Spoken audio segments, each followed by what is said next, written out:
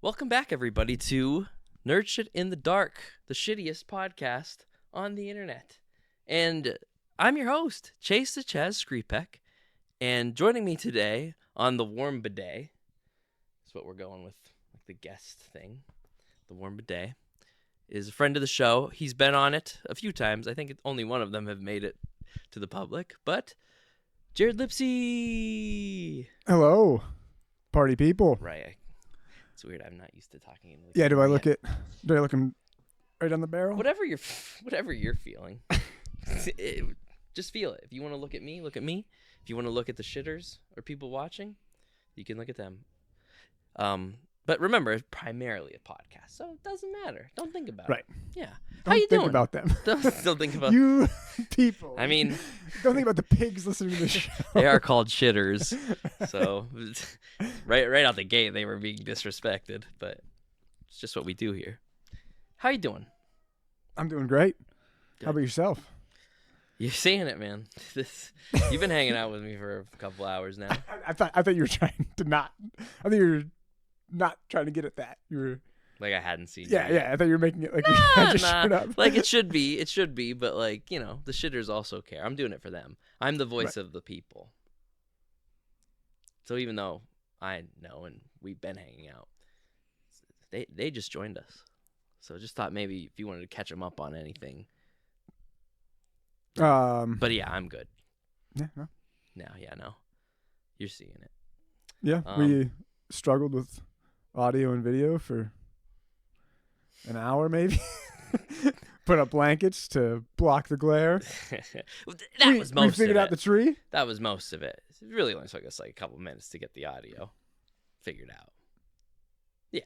The recording might be working. Yeah, we don't know. We could sit here and look at this camera multiple times for the next couple of hours and could be off.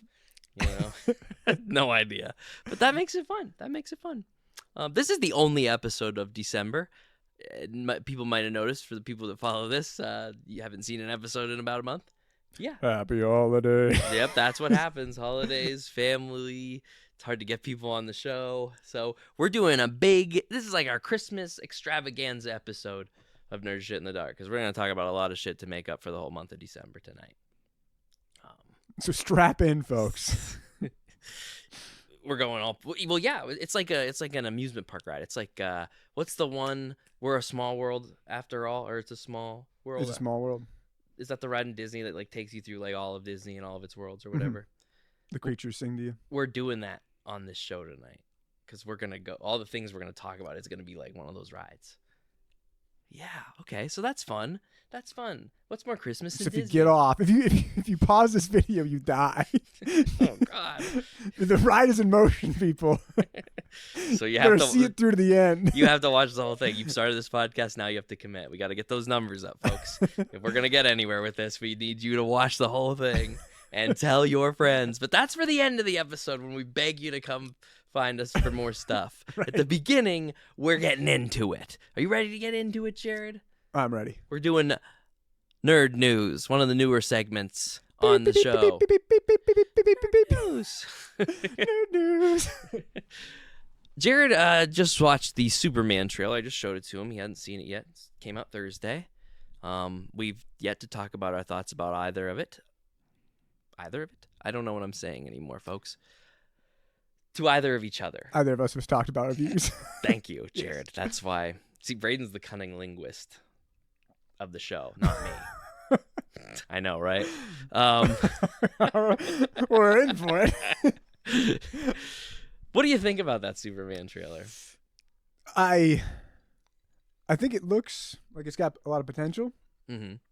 I'm worried about how many characters they're introducing. Okay. It seems like what DC always does, where they're like, we got a movie about a superhero, and we've got 2.5 hours to cover that superhero, but we're also going to bring in like 8 other superheroes where we don't have time to cover any of their stories, but that's their introduction. Here's what I think. Here's what I'll go for with this, though. That would worry me when it comes to other movies and other directors, but James Gunn predominantly makes movies with lots of characters. like Right. Guardians of the Galaxy, like the Suicide Squad that he made, which was really good.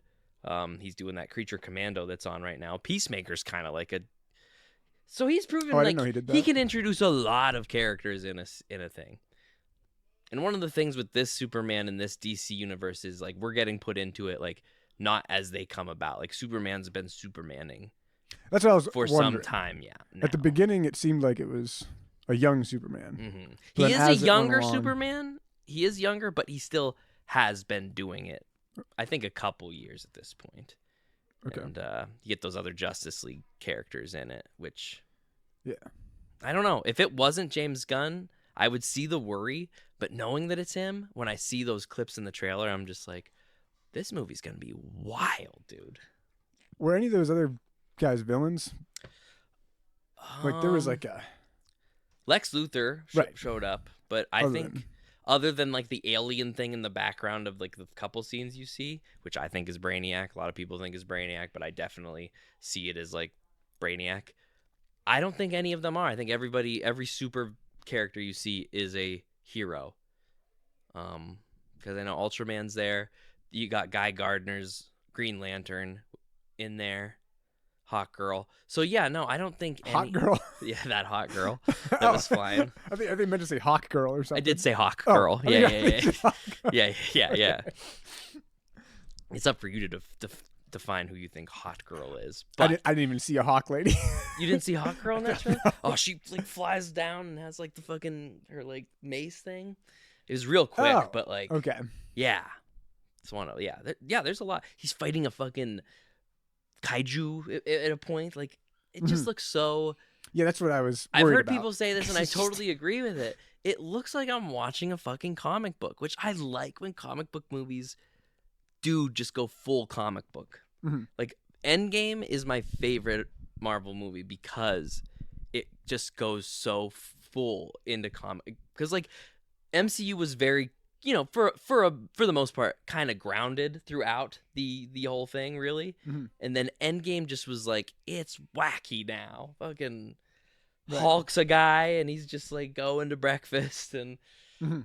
Thor's fat. Like it got so comic booky. Time travel. I loved it, and I just see that with this.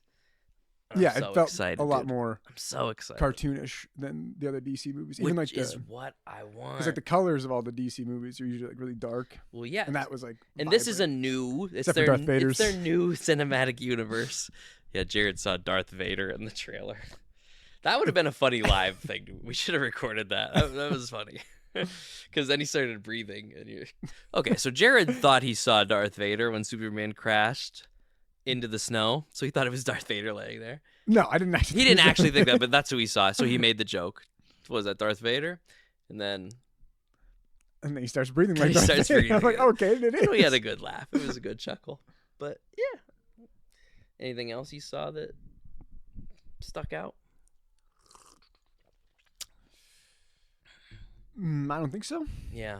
I mean, it was just so much. Yeah. Yeah. Which I think that's actually a good part of the trailer too. Is And you don't know anything about the story. yes, Yeah. most trailers like the Gladiator 2 trailer. I was Gave like, the I've movie seen away. the movie. Mhm. I know exactly what happens Mhm. in the 3 minutes you showed me, and that was like, I know that him and Lois get together at the like, And for all we know, they're already together right. at the beginning. So, because he kisses her like 3 times in that trailer. Yeah, they in just- they different keep, spots. like- So it's like, I mean, man. But I like that too, because even like some people's like, why would you throw that in a trailer? But like, because it's Superman and Lois Lane, man. You know they're gonna fucking make out. Why even Right. try to pretend? It'd be like having him be like Clark Kent throughout the whole trailer, and at the very end, it'd Yeah. be like, No way. Yeah, same thing. So yeah, the visuals look good. It gives me. I love a trailer that gives me just a feeling. We're gonna get into this later, and I hate to say it up ahead. Give me a chance to speak for myself when we get to it, but like the Sonic movie, I didn't feel anything. It didn't make me feel anything, which I'll get into when I talk about it. This movie, like, I'm glad this trailer came out on the same day, because just this 2-minute trailer made me feel something. You know what I mean? And Right, that, you for can a tell- trailer to capture that kind of feeling with just like what's happening mixed with the music. Oh my god, when that like guitar solo of the original Superman theme like starts. Mhm. Down, down, down. Like right out the gate, I was just like, "Oh, this is cool." And then it changes into orchestral music like a little later on into the trailer as things are getting epic, and it's just like, "Fuck, man!" And then he shoots up into the sky, and I'm like, goosebumps. The first few Right. times I've watched this trailer, I've had goosebumps. Yeah, you can tell that they put like they cared about making the trailer. They got to win a lot of people over, dude. The last fucking DC attempt did not go well, so they're like, we got to get people into the movie theater to see this shit. And I think this trailer did it. And I think if they put another trailer out at the Super Bowl, Oh yeah, then it's fucking game time. yeah, they probably will. There's a lot of movies coming out this next year, and there's a lot of movies I'm really excited to see this next year. I would say Superman is my number one movie that I'm looking forward to see. I also like a summer release. I love a summer release. Nice. I'm a big Superman fan. So like Yeah, I'm stoked. I think the guy looks like a really good Clark Kent. Oh my I'm not God. sold on him as Superman, but I do like him as. They've put more like pictures out of him in the Superman suit because you don't really get to see it very well in the trailer because he's always moving or like he's passed out. Mhm. He looks good as Superman. It's actually kind of funny how like different him as Clark Kent and him as Superman do look, Okay. being the same guy, which I think is good. But yeah, when they announced that this guy was doing it, I was like, this guy looks like Henry Cavill, and the dude from Smallville had a fucking kid. So yeah. He looks like Superman to me, which is important. The look of Superman is pretty important. Yeah. Yeah. So that was a highlight of my week. They announced on Sunday or Monday that like the trailer's coming out Thursday. So all week I was just like, fuck, dude, I cannot wait to see this. And it really delivered in my mind. Really looking forward to it.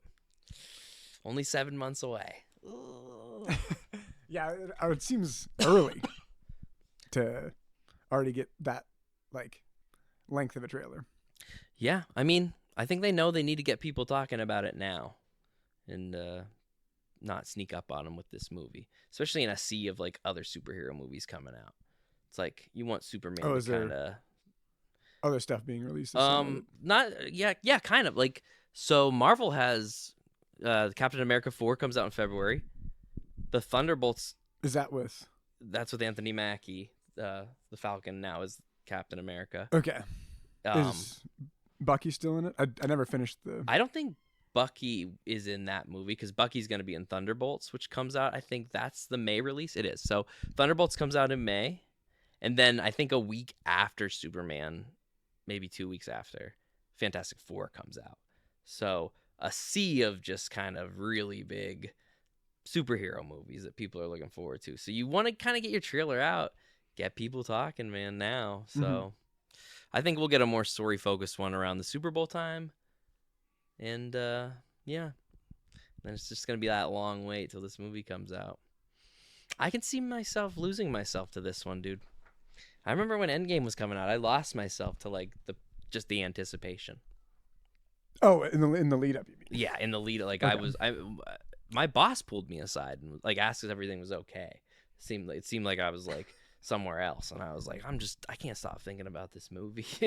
And she laughed. She was like, we thought something was wrong. And I was like, no, I'm just like, oh, I can't wait to see this movie, man. I'm just I'm just not with it. You were afraid you weren't going to make rent this month? Dude, I tell you what, man, I would wake up every day and watch the Endgame trailer, and then I'd watch it probably a couple times a day, like through the day, but I would wake up and just put it on real quick. I loved that trailer, and I couldn't wait to see the movie. It blew my fucking mind. You did that. That came out in like the winter. No, it came out in late April. Because remember, we saw it. No, I meant the trailer.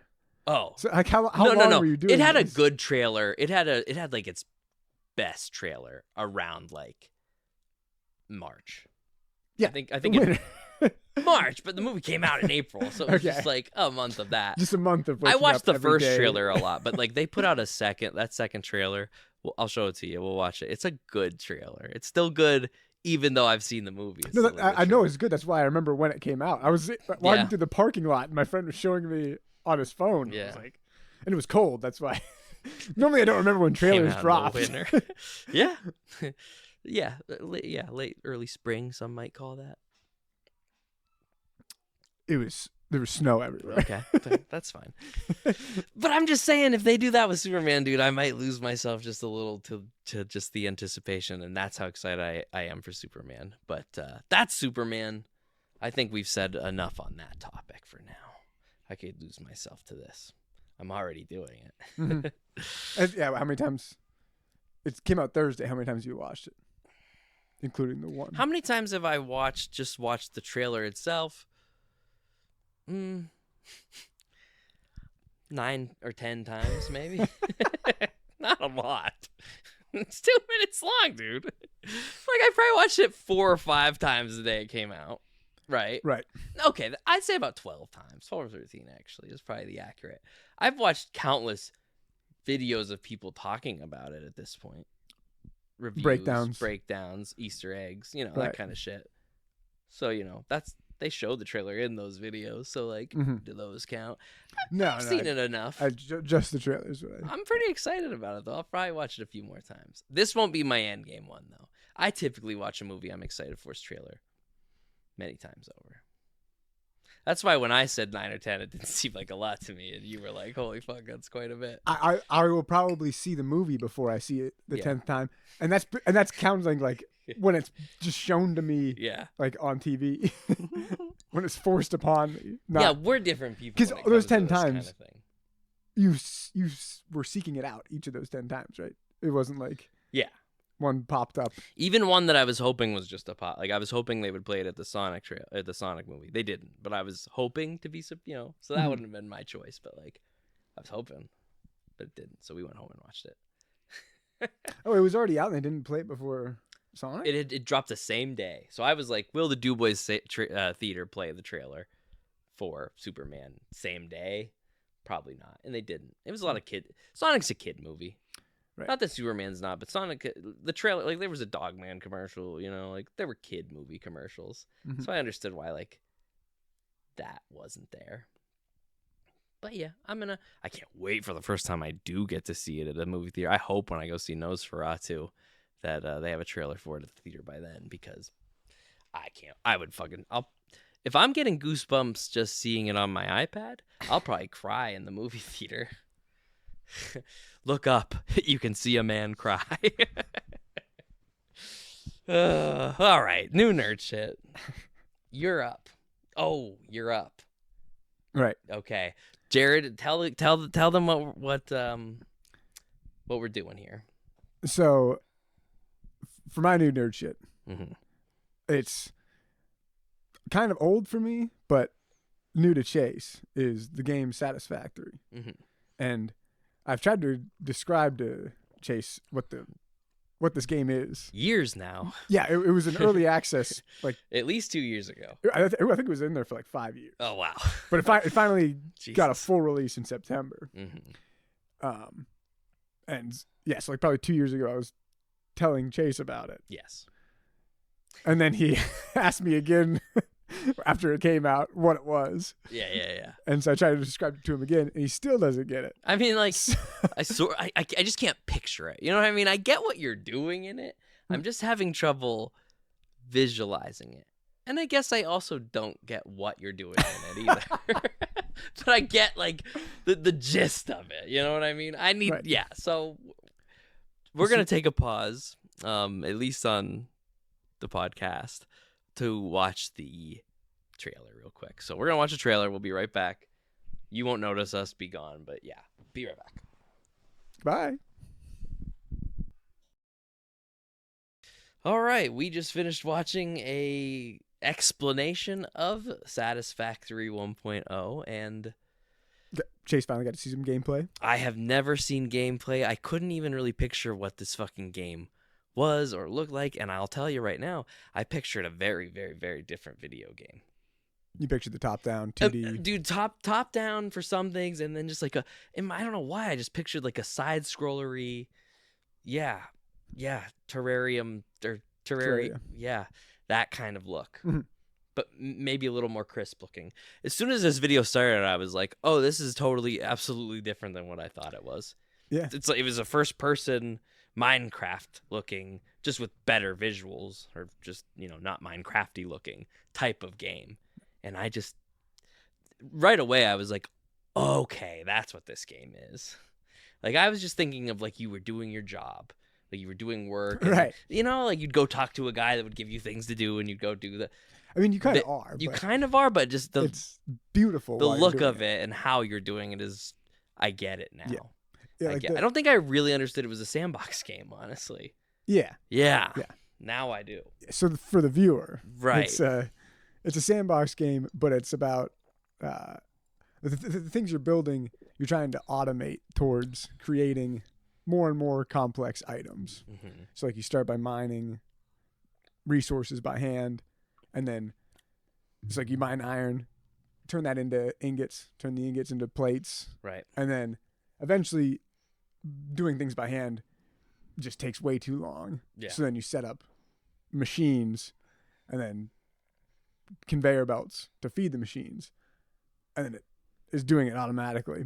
Right. And then you take those resources that you made, and there's always like an objective Uh-huh. of like the next like set of resources that you need to advance. Mm-hmm. And once you have all those, you like feed them into a thing, and then it gives you a new, more complex set of resources to create. And the world is like exploring in it is like it's not to the level of Elden Ring's world, but it is very similar where like I think they procedurally generated a bunch of worlds until they got like a seed that they liked, Mm-hmm. and then they handcrafted everything from there. So it's like it started out procedural, but then artists like went through and like meticulously made it everything like work with like the art style of the game, and like and every place looks you good. visit is and like he really showed like 2 biomes, and there's probably like 9 or 10 Oh, wow. different biomes. Yeah. It seemed like we were kind of like in a foresty area, and then there was like the desert looking area, and it kind of hopped around from that. There might have been like one other one. But that's cool to know there's that many. Well, it did like the zoom out. He showed that thing where it zoomed out. It showed like the big factory or whatever the person had made, Mhm. and then it kept zooming, and that was just a small little like continent on a giant world. And I was like, holy fuck, Well, there's a lot to this game. it is just it's all one island. Okay. And then there's like when you start the game, it lets you pick between 4 different biomes. Mm-hmm. But like they're all on the same. Like it just depends on where you start, Yeah. and then you can go to any of them. But That's cool. it is massive. Like Yeah. And Jared's explained it to me like this before in the past. Now seeing it, like I can finally make sense of it. right. You know what I mean? Like I get it in a lot of different levels. I love that guy was just like, yeah, the point of this game is to just have a good time playing it. I was like, that's okay. He was so joyous, this guy. Like he was so just like, Yeah. He's like how I feel about the Superman trailer. And that's pretty much everyone who's played the game is like, it's just a fun game. Like, because by getting those like those little milestones that like it just feels so satisfying to like you set up the automation, and like because like it's like it's problem solving, but it's like very specific problem solving. So like you know what you have to do, and there's not like too many steps to getting to it, but it's enough that like it's different than like everyone else's. So like each time you automate something, you feel like you have solved a problem the way that you wanted to solve the problem. So it like, and that you like get like a little hit of dopamine from like, oh, I did that my way. Yeah.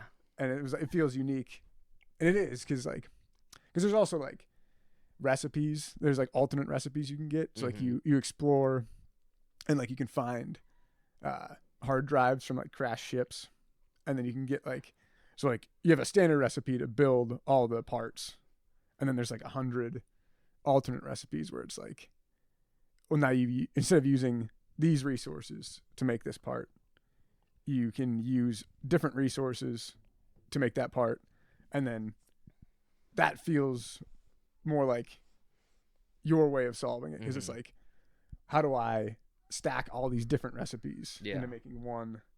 It sounds factory. like they kind of took like that freedom of solving that they give you. I'd say in Breath of the Wild, but more so in Tears of the Kingdom of the Zelda games. And Yes. it's like they took that and just kind of like Yes. amplified it. It's Put very it's similar to that feeling. of Yeah. Whenever you're like, even though they gave you like all the parts to make a vehicle to get across somewhere, Mhm. you do it like slightly different than everybody else. Right. Yeah. And you're like, They even oh, said in right. that video, like people just have different shit going on. Like there's no two like worlds that probably have the same shit going on Right. in it. Yeah. Yeah. It's- I've never been like a sandbox game kind of like I don't really like Minecraft. I don't really play those kind of games. That looked fun. Especially throw in like I saw them like fighting aliens and you know me, Yeah. man. Like any And combat and I'm in. and the fighting is like it's kind of like you can kind of decide when you want to fight because like each resource like has creatures like defending it, Mm-hmm. and then you can like decide to go there like, oh, I want to mine that copper, Mm-hmm. but like there's enemies around it, you have to kill the enemies so then you can start mining on it. Mm-hmm. But then like if you build enough stuff around it, they won't spawn anymore. But then like I did notice like people having like things built in like giant monsters kind of like walking around in their those ones are areas. I was like, that's interesting. those ones are friendlies. There's like Okay. so there's like little dogs that are like also lizards Mm-hmm. that like you can tame, and they'll like Fun that it's an alien planet. they'll fetch you like resources and like bring them back to you. Yeah. And then like those giant like weird long-legged things you're talking about. Mm-hmm. Those two are like they won't hurt you. Yeah. They're just kind of chilling. But then everything else will attack you. Huh. That's so exciting. I don't think I pictured combat in it either. Yeah, I mean it's And it's then not I saw crazy it. combat, Right, sure. but it is tough. But it's there. especially at first, like because you also like research and like advance Mm-hmm. your Your weaponry. weaponry. Yeah. So like at first there are things that like you can easily kill later in the game that will fuck you up. At the start. Like I dig that. Yeah. Little Baldur's Gatey. Do you have like coworkers? Do you have other people? I thought I saw like 3 people You can- running around at one point. you can play multiplayer. You can play multiplayer. I just did single player. Like in the single player though, are there like AI coworkers? No, it's Nope. just you. Just Okay. you Wow. you have an AI that like This company has a lot of It's faith you. in you. you sound like the AI. Yeah. Yeah. You sound like my Do not boss. let us down. It's like they're telling you to Yeah. that it's up to you to save Wow. Earth. Jesus. Ooh, but not So- Earth. No. You're Oh, right. you're a human You're right. and You're right. you're You're trying to- getting the resources for Yes. Earth. I forget. you're on an alien planet, You're doing the whole Avatar thing. saving the day. Yeah. Okay. Yeah. Sick. Which I did. I beat the game this week too because I knew You ruined their planet, but I you knew we were saved going to do ours. this, and I was like, I'm very close. I got to finish it. Every fucking time I see you pop up on Steam, you're always it's been Satisfactory for a very long time now. I have. Or So we're many playing something and I don't really see that. So yeah, it's always Jarrod Lipsy's playing and it's always at times that I'm like, hey, that's funny that he's playing video games right now. Yeah. So when Jarrod first described this game to me, the first time he brought it up, I was like, this motherfucker goes home and plays his job. That's what it sounded like to me. Like you were playing work. It's similar to like I see where like you can say that, but it's like if you took the fun parts out of it, where Mhm. you're just like rapidly iterating on problem solving. Like Mhm. it's like it feels like visual programming, but in an easy way. So like instead of being like, oh shit, I'm really hung up on trying to come up with a solution for this. Mhm. It's like you're hung up for like a little bit, and you do like some thinking, and you're like, oh no, I can just start building something, and then like you'll come up with a solution. That's pretty cool. That's what I mean. Like there was a lot of what that guy was saying, like the lighthearted. It seemed like it went with this game is very there's a lot of mass to it. There's a lot going on with it, but we've made it as easy as possible for you to just have a fun time. Instead of making things where it could be like really challenging to do, it's that guy made it seem like it's just challenging enough. They could have made this a lot harder, but because they didn't, it's a better game for it. Right. Yeah. it like I like that vibe. That made me like kind of want, even though it looked like it was a game that was over my head, I was kind of like, this does look like fun to dick around on. I think you'd really enjoy it.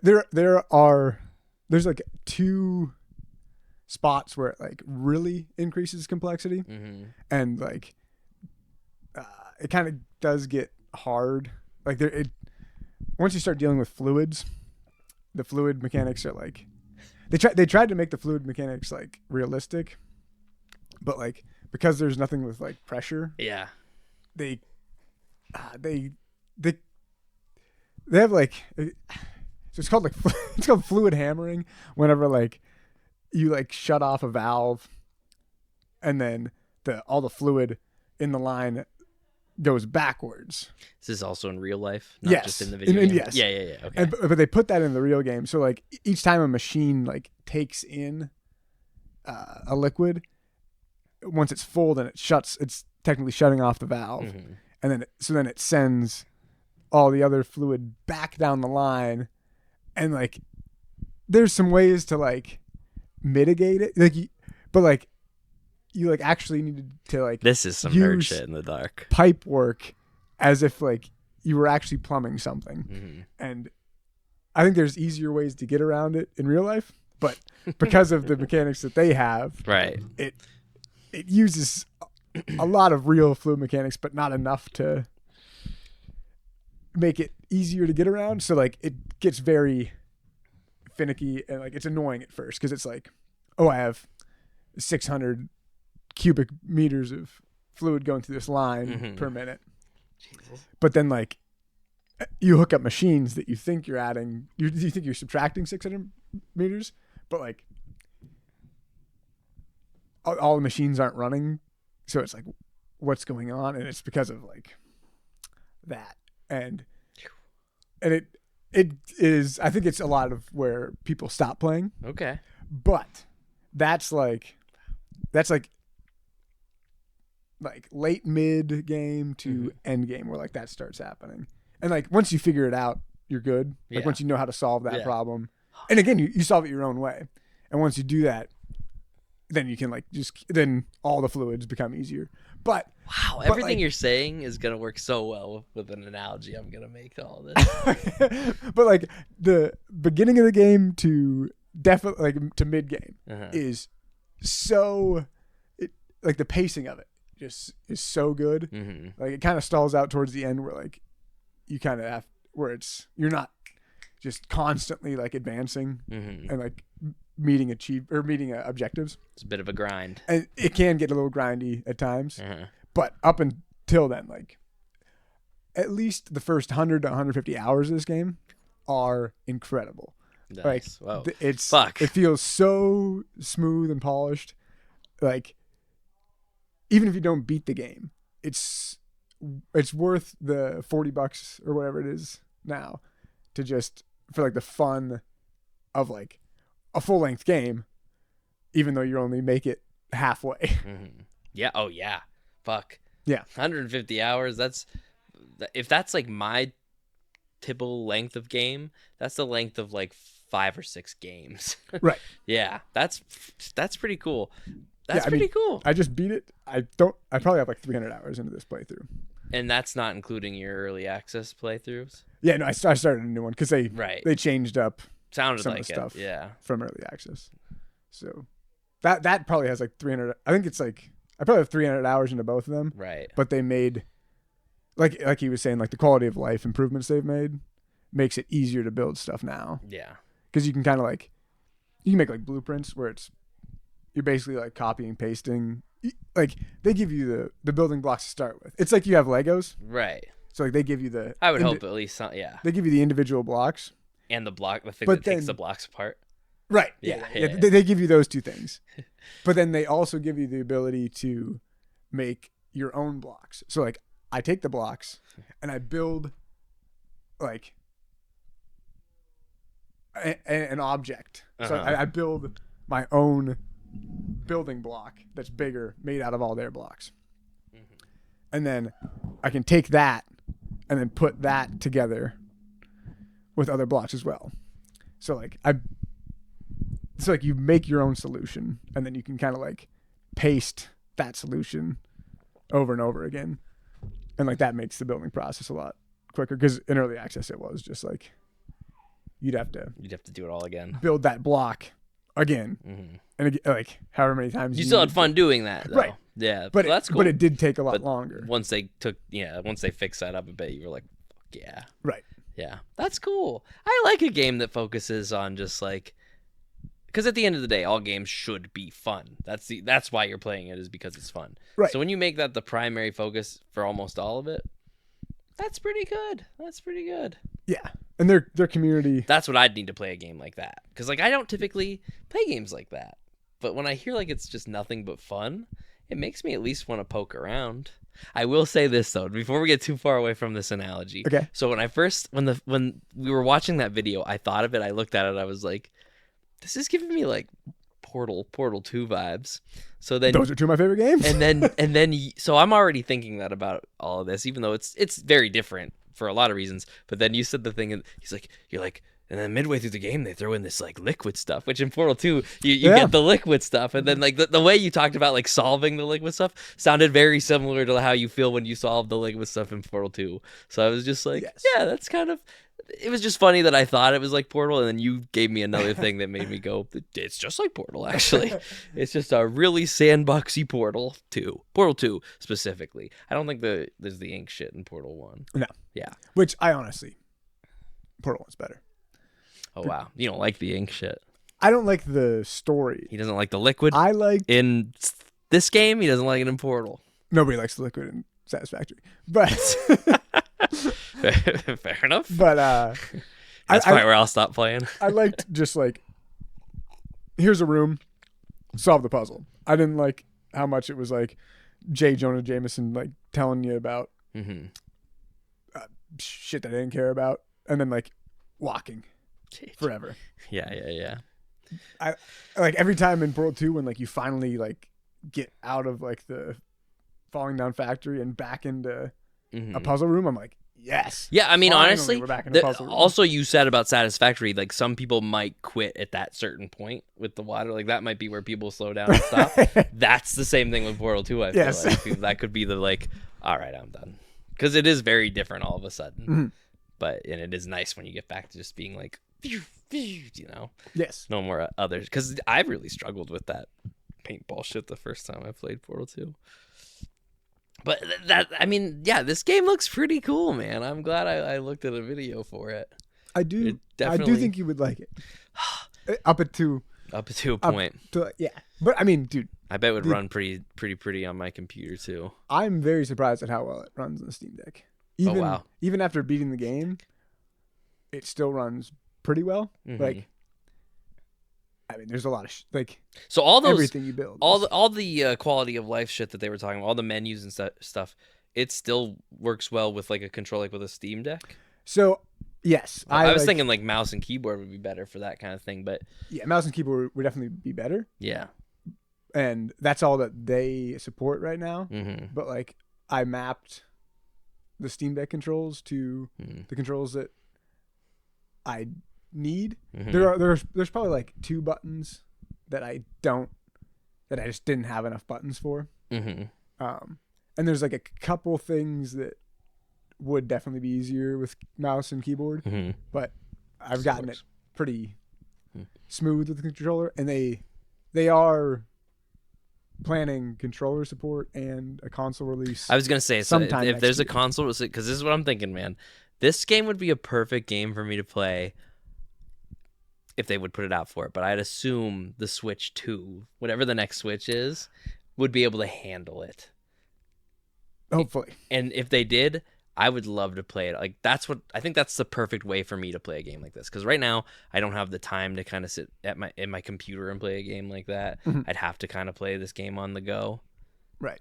And I could take my laptop everywhere, but I just feel like with a fucking Switch type of device. Steam Deck just isn't as comfortable for me, but something sleek like a Switch, I could really just fucking lose myself to a game like that on.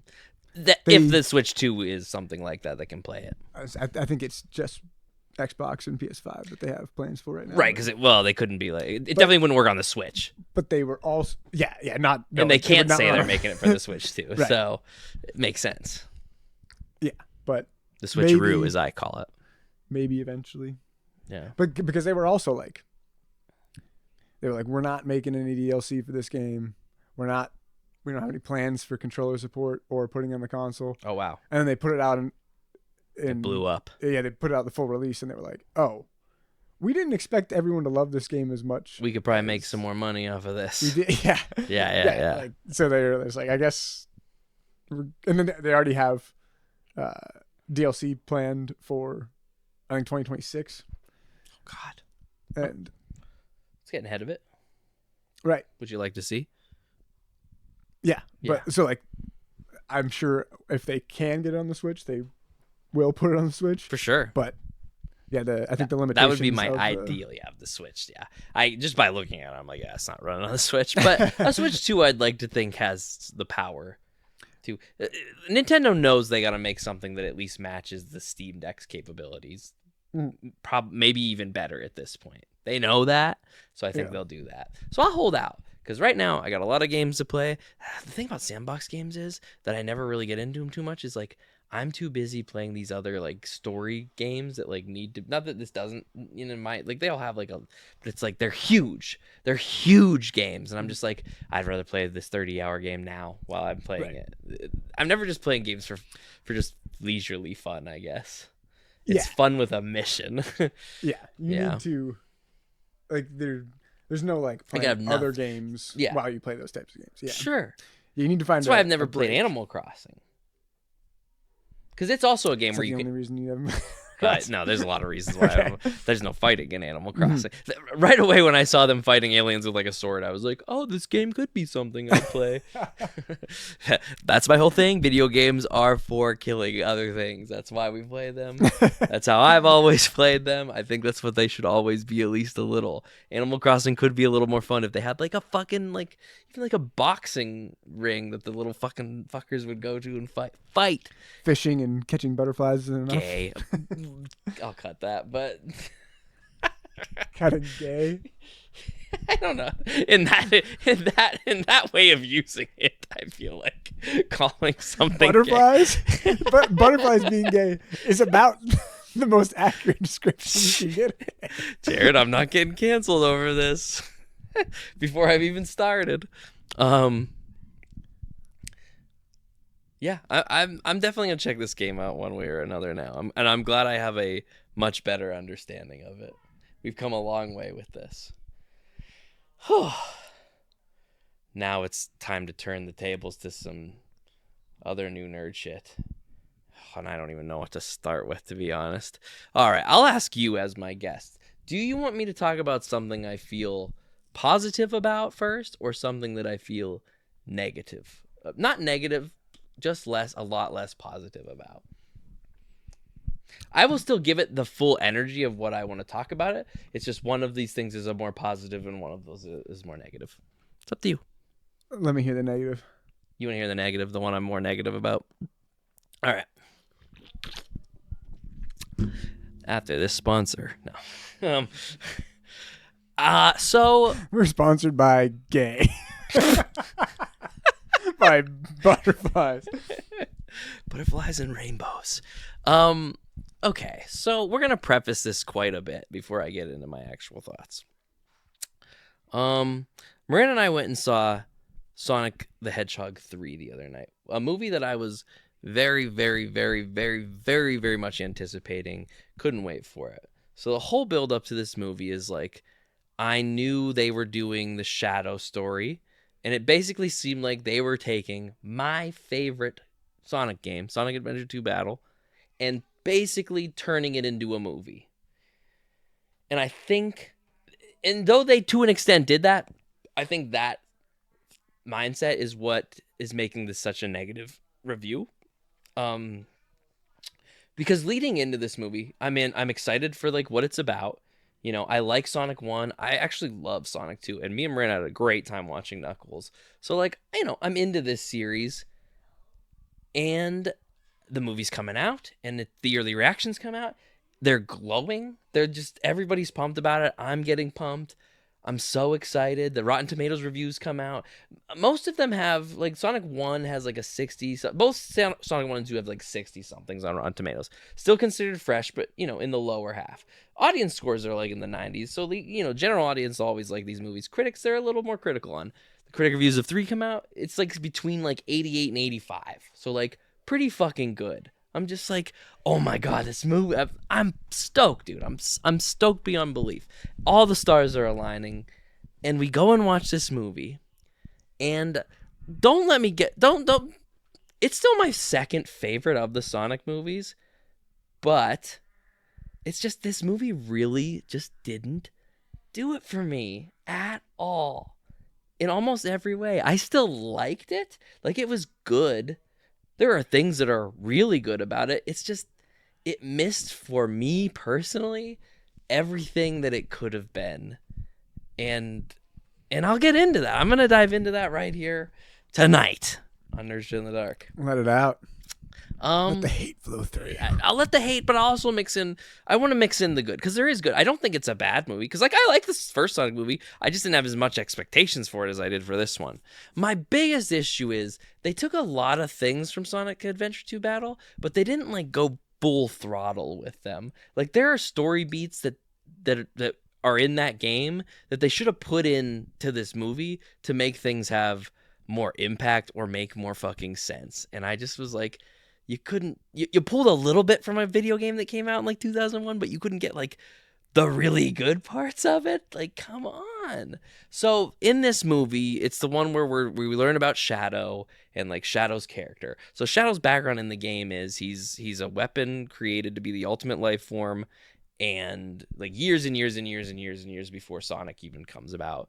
And he has a friend, her name is Maria, and they live in this like space colony with Dr. Jarrod Robotnik, which is Robotnik's like great grandfather or whatever. And she ends up like dying, and it like shapes Shadow. Like the military like basically kills her, and she thinks that she's telling him, you need to destroy humanity to avenge me. And so like that's his motivation to want to like destroy the human race. And then throughout the game, by the end, you start to find out that Jarrod Robotnik like was designing an even greater like ultimate life form that was going to kill the earth, and Maria was really telling Shadow like, you need to give humanity a chance. So like when he has the shift in character in the game, you're like, he loves Maria. He only did what he did because he thought she was telling him to kill everybody, when really she was like, no, I need you to save the world. Mm-hmm. So like when he goes good at the end of that game, you're like, yeah, Maria's in the movie, and that's some stuff I like. There's a flashback with her and Shadow, like, and you're seeing their bond, and like, I know what's coming. I know this bitch dies. And she does, but they don't do any of the stuff where like she tells Shadow to save humanity. There's no like he finds records of like Robotnik really wanting to destroy the world and is like the part of the problem.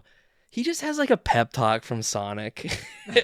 Like they're fighting, and it's a cool scene. They both go super, they're fighting, but like he just gets like a pep talk from Sonic, and they kind of like relate a little.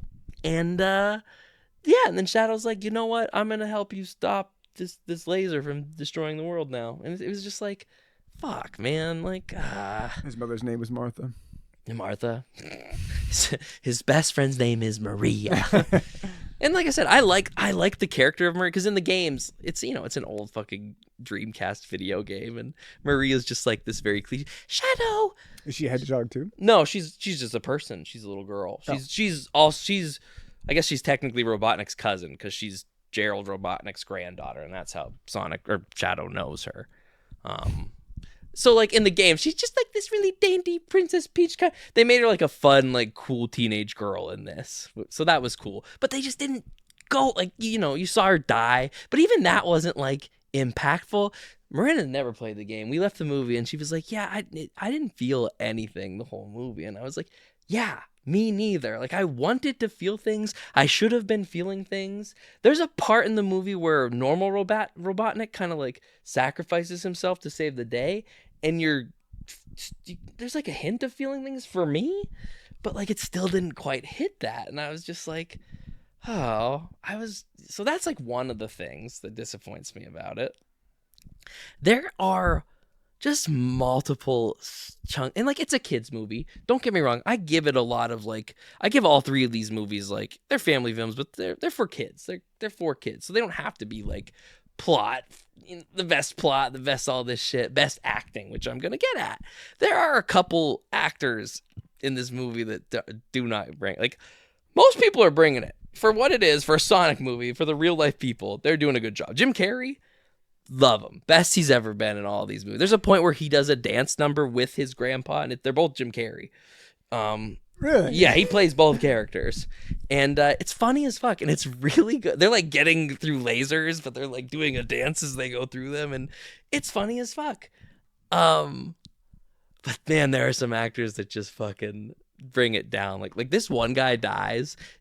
It's a death scene even, and you're just like, this is awful. Like this, like he's not selling it. The thing that killed him wouldn't have killed him. Like a fucking table blew up or something and hit him, and it was just like, okay, he's dead.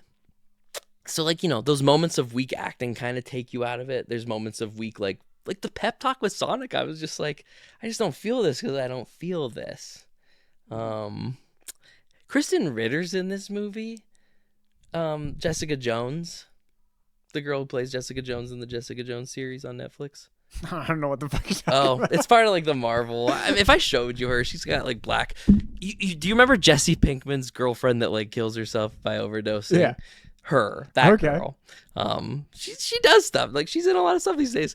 She does not need to be in this movie at all. She's just there for a couple scenes, and like at one point you're like, oh, is she actually evil? And then she's just gone, and you're just like, why the fuck was she even? Why did they cast this like big name to be in this movie to just be nothing, like nothing at all? So like that was kind of annoying. There were just things that I was like, yeah, I really have to remind myself this is a kid's movie. And I'm the only one who feels this way, dude. Like, you go online, everybody's so positive about it. And like I said, I like it. I'm actually glad most people like it. I want this movie to succeed. I wanted it to be better for me.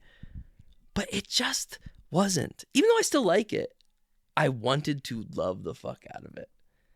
And I just kept comparing it to the video game, which maybe I shouldn't. It's not like the first two movies are directly based on a video game, but because this one was, I was just like, oh, it was actually supposed to be based on a... like it's telling that story basically, but without going like balls, because you know that's a big game. There's a lot going on in it, but like it takes the basic beats, but just I don't know, not enough, man. I even said to Miranda on the way there, because like, I didn't think they were gonna do it, and they didn't, and it's fine. But like, you fight this thing called the Bio Lizard at the end of the game, which is like the failed test to make the ultimate life form, and it fuses with this space colony that you're on, and becomes like this big lizard space colony thing. And I was just like, man, I hope Sonic and Shadow fight that big fucking lizard thing, dude.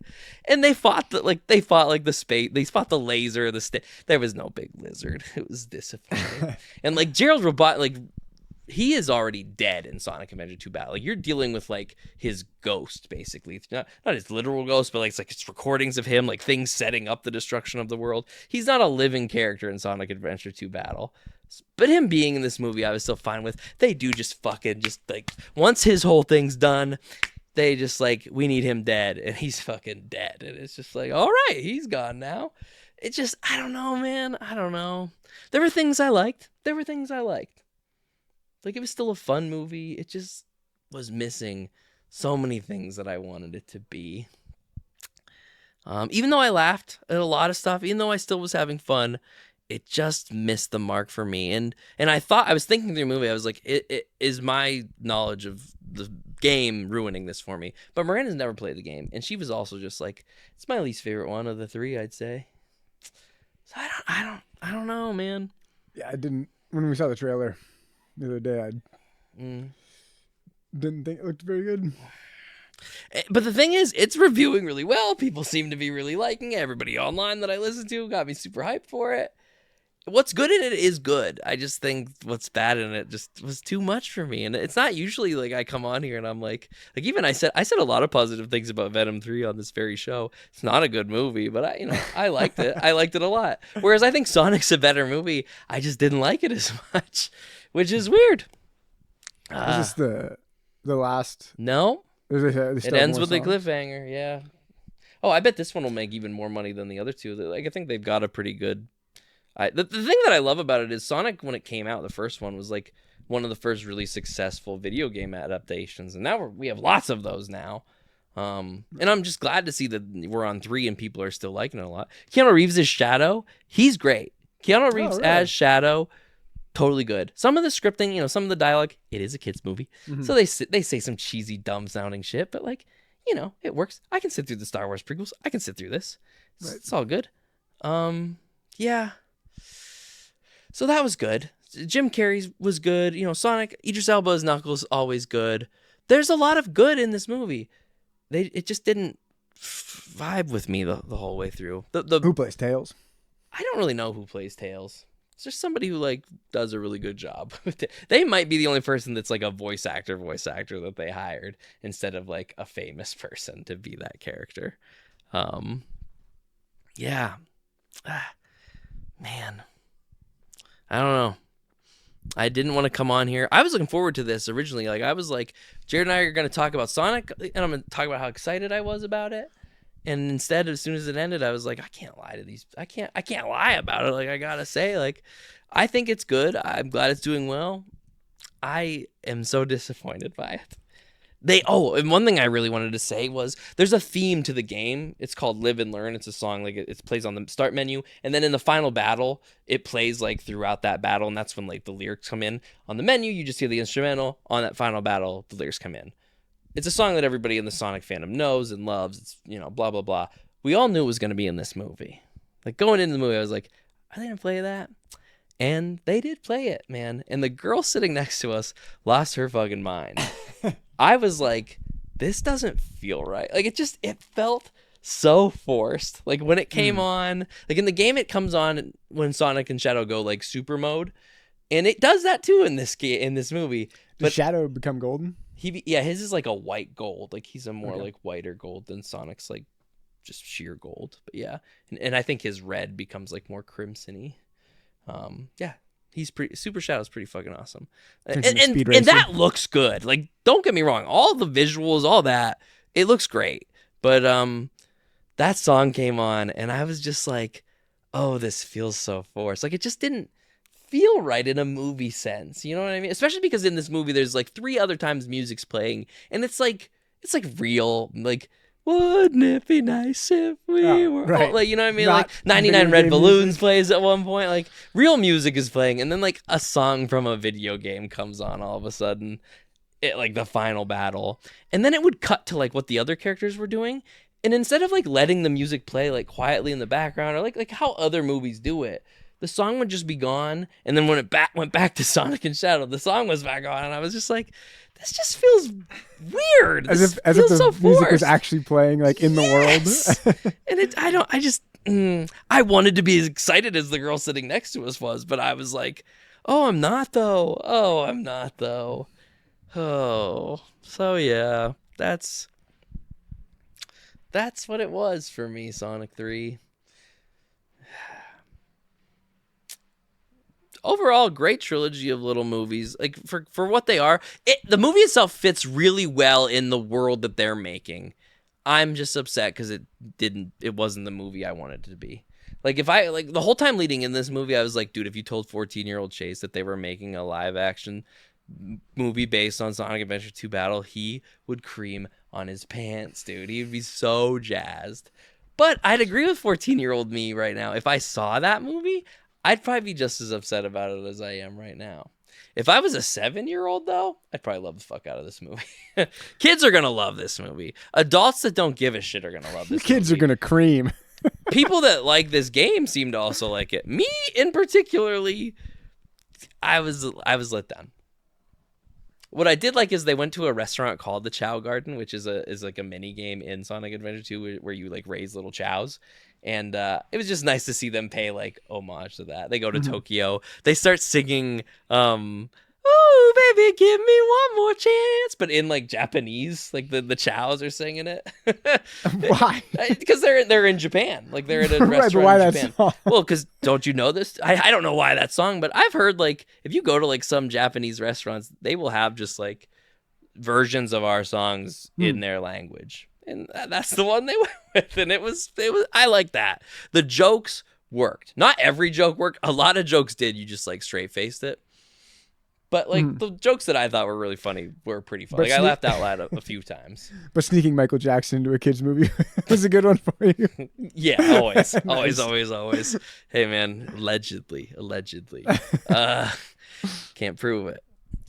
But yeah, that's Sonic 3 for me, man. I wanted to come on here more positive about it, but yeah. Now, was Satisfactory your only new nerd ship?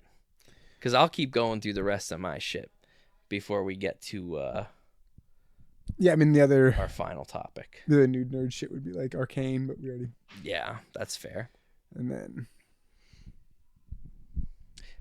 I will I don't think I have anything else. I will flip then that negative review that I just gave for a more positive review.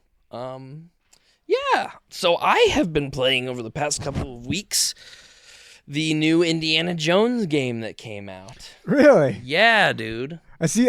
It's like they're like giving it out for free for like all the new CPUs. Well, it's on Game Pass. That's all. So I didn't pay for it either. But like, so I knew this game was coming out all year. I remember they put the trailer out for it. I've been eyeballing it here and there. Like, this looks good. Indiana Jones video game. I hope it's good. It's made by a collaboration between Bethesda and Machine Games, who make the Wolfenstein games. So I was like, okay, they got a good company behind this.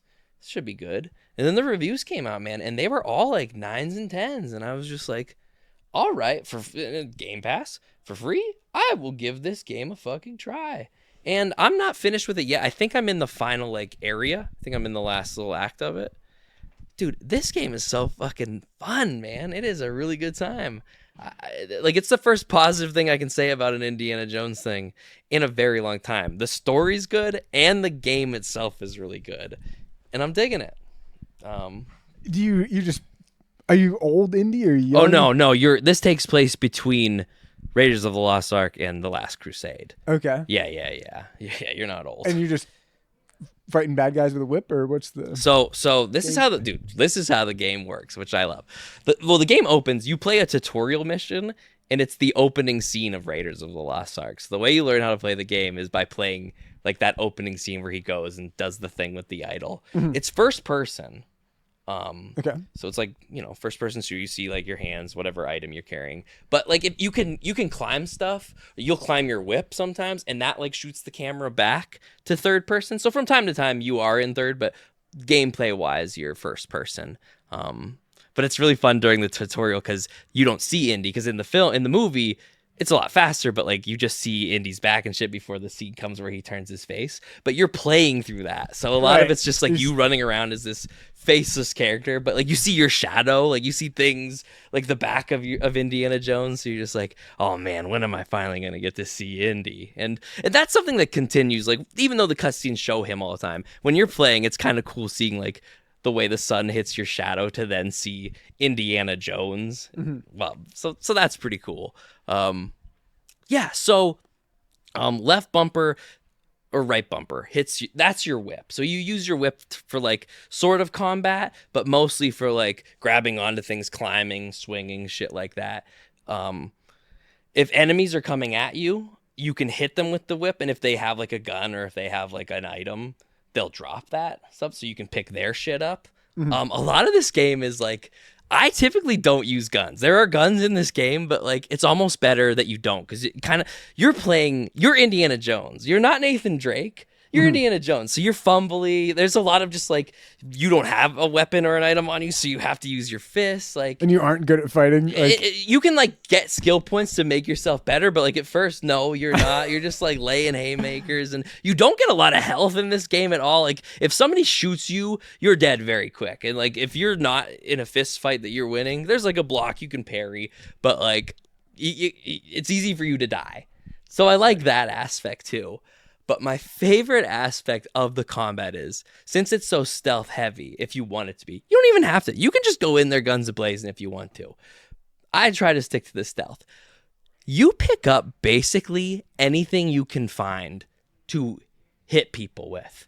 Like there are brooms, there are hammers, there are like scrub brushes that you pick up, like, and each has like an amount of hits it gets before it breaks. You can pick up sledgehammers. Like there's just shit that you find that you just fucking hit people with all the time, and that you can do stealth to sneak up behind them and just like break the thing over top of them. And they're Nazis. You're fighting Nazis, Right. and fascists, so it's great. You don't feel bad about fucking these people up. And there's a lot of like other characters. The game won't let you hurt like them because they're just like they're the good guys. They're not. But if somebody's a Nazi, you can beat them up anytime you want by any means necessary.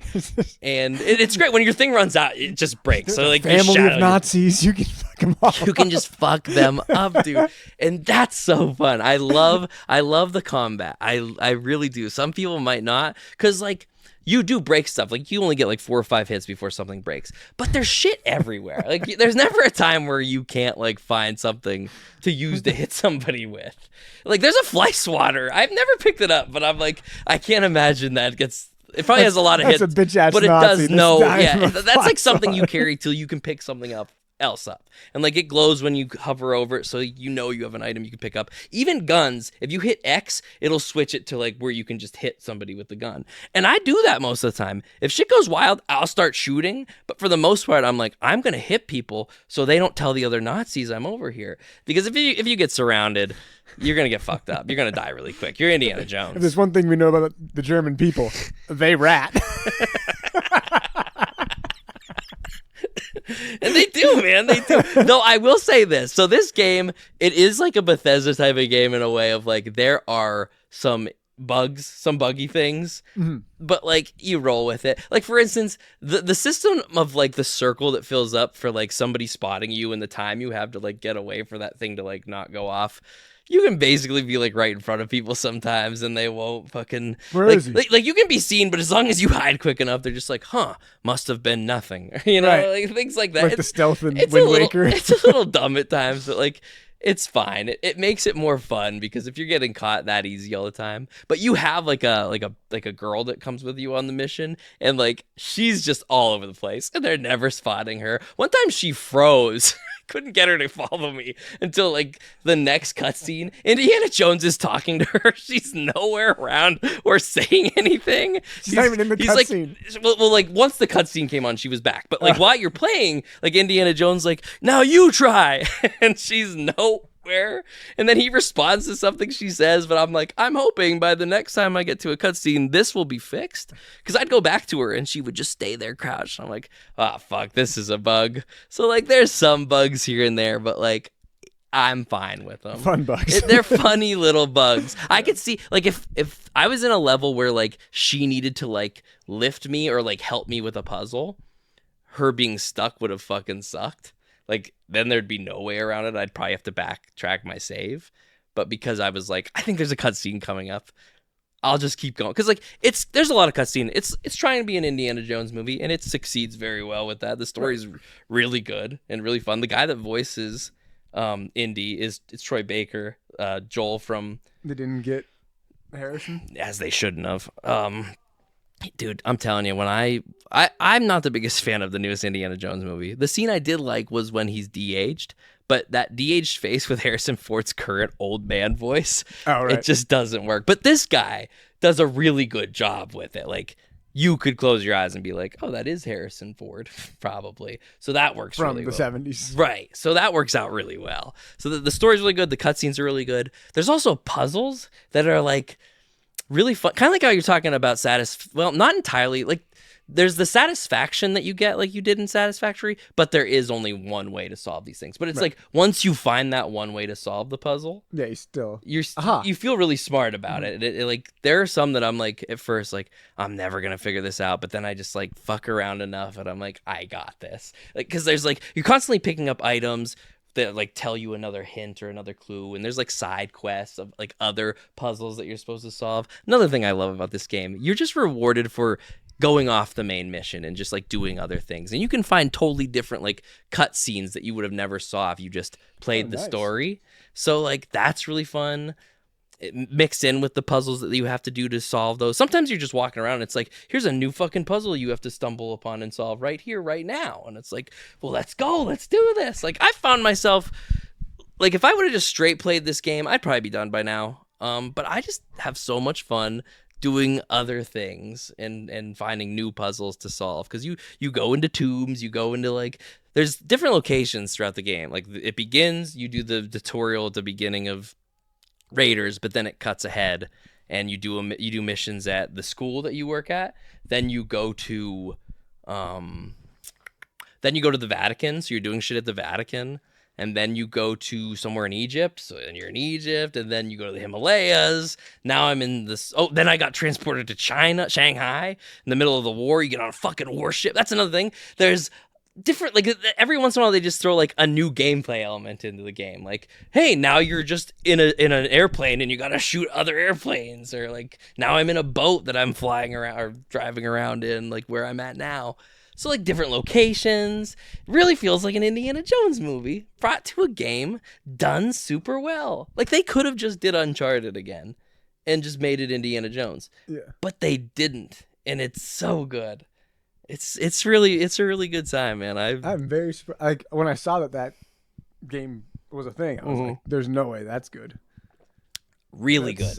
Really, really good. A lot of fun.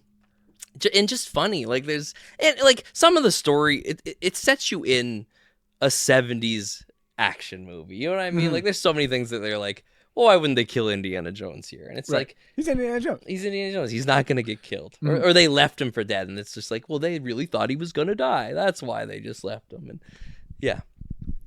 And I think you'd like some of the puzzles. I think you'd like some of the like side puzzles a lot too, because they really do like, you have to solve some of the puzzles. Like you just can't solve until you find all the like notes that you have to read through to get like figure them out, or like solve the riddle in the riddle. Like there's some that I left behind because I was just like, I don't know where the extra hint is to get this fucking puzzle solved, so I'm just dipping.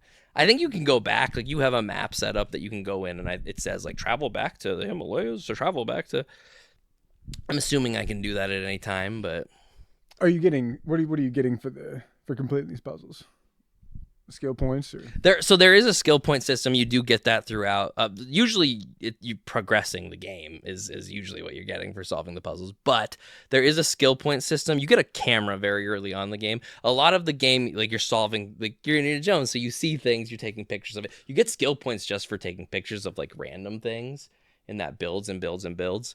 I didn't know what to do with the skill points. I was getting them throughout most of the game before I just finally Googled, like, how do I use these to do anything with? Because you're always picking up artifacts, letters, items, comic books.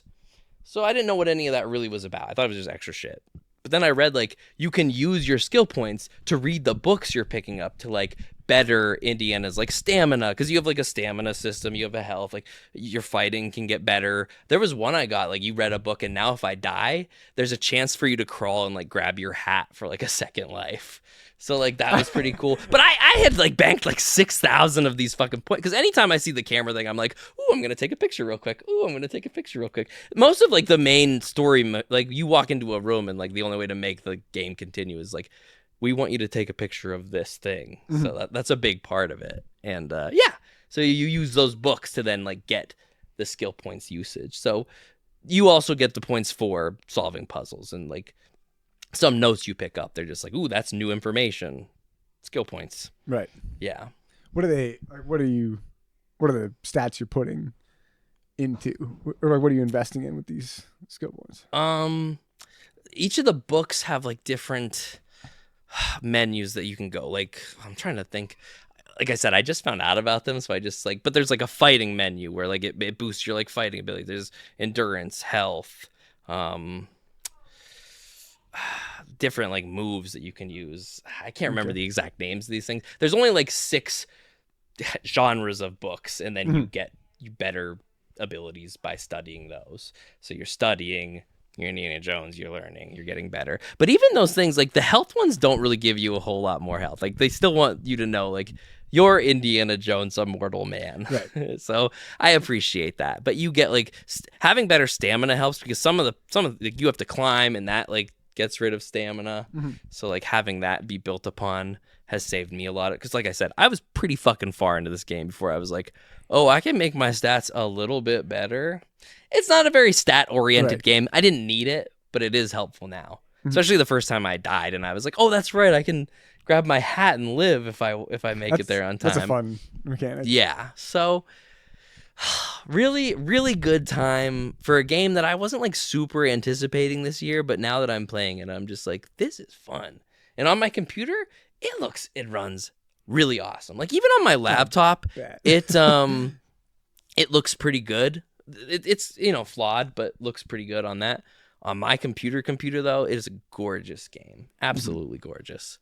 And it's cool because I have it on Game Pass, so we have my Xbox here, the laptop, the computer. I can cross do my saves, and I'm hoping to beat it really soon. The story's really interesting. You're like following this track. It's called the Indiana Jones and the Great Circle, and I don't even want to begin to get into all the shit that makes the Great Circle what it is, because it's like an Indiana Jones movie. He's just a really smart guy, and I'm not smart enough to repeat it all back to you. But you're tracing the piece of these things so the Nazis don't get it, and right. Yeah, it's Indiana Jones, but it's done really well for the first time in a long time. They tie in like the only way to use this item is to like use this language that God gave to the like first people on the planet. I can't remember what it's called. So Indiana Jones like literally is learning how to speak this language to do it, and it's all based on real historical stuff. So that's what I always love about Indiana Jones. Like it's fictional, but you're learning about real stuff along the way. And you're Indiana Jones. That's another thing that makes this game so good. Sanskrit? You are Nah, it's not. I can't remember what it was called. It starts with like an A. Yeah, and yeah, the one girl's like sister like studied it and learned it, and that's how Indiana Jones like learns how to speak it. And it's cool, man. It's really of the Indiana Jones. Like I'm not even finished with it yet, but story wise, it would probably be my third favorite Indiana Jones thing, right? Like it would go Raiders of the Lost Ark, Last Crusade, this Temple of Doom. I don't know what to say. At least it made it above the other. And I like Temple of Doom. I just think Temple of Doom is like, it's a very unique Indiana Jones movie where this feels like what Crystal Skull, and I don't even know what the last fucking Indiana Jones movie is called. But it just does it better, and it's good, man. It's good. And the cadence, this guy that does Troy Baker, he just has all of Harrison Ford's cadence and mannerisms in his voicing, and it's just like, bravo, man. I'm fucking in. The whip, man, you're constantly whipping people. I love it. Yeah, I love it. It's so good. Is a boulder the final boss? You run from the boulder in the tutorial. Yeah, that's the thing. When the game started, I was so into it because you're playing this. It's teaching you. There's even a part like when you open doors, you have to like press down on your toggle, so like Indiana Jones moves and then you push doors open. Like it's a very involved kind of game. You open doors in this game, folks. It's that attention to detail that like you don't think would be fun that actually is a fun part of it. Like you put keys in, you unlock them. What I'm getting at is though, in the tutorial, you lay the sandbag down and you have to like weight the right amount of weight as you take the thing. And that was such a cool little thing.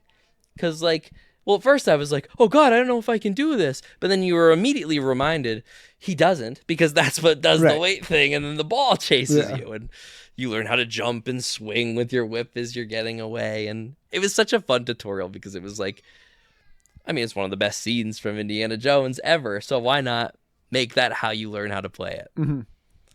Good time, man. Good time. I would recommend.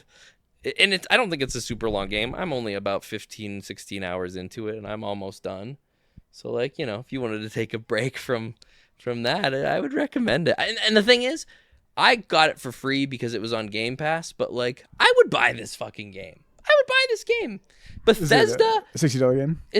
I think it's a regular price game, yeah.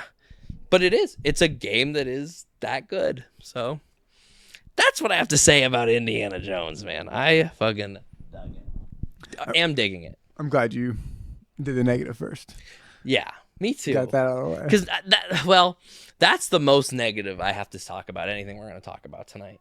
So it is good because now it's just onward and upward from here. Man, shit. There were a couple other things I wanted to talk about real quick though before we moved into our double feature. Okay. And I will just talk about them real quick.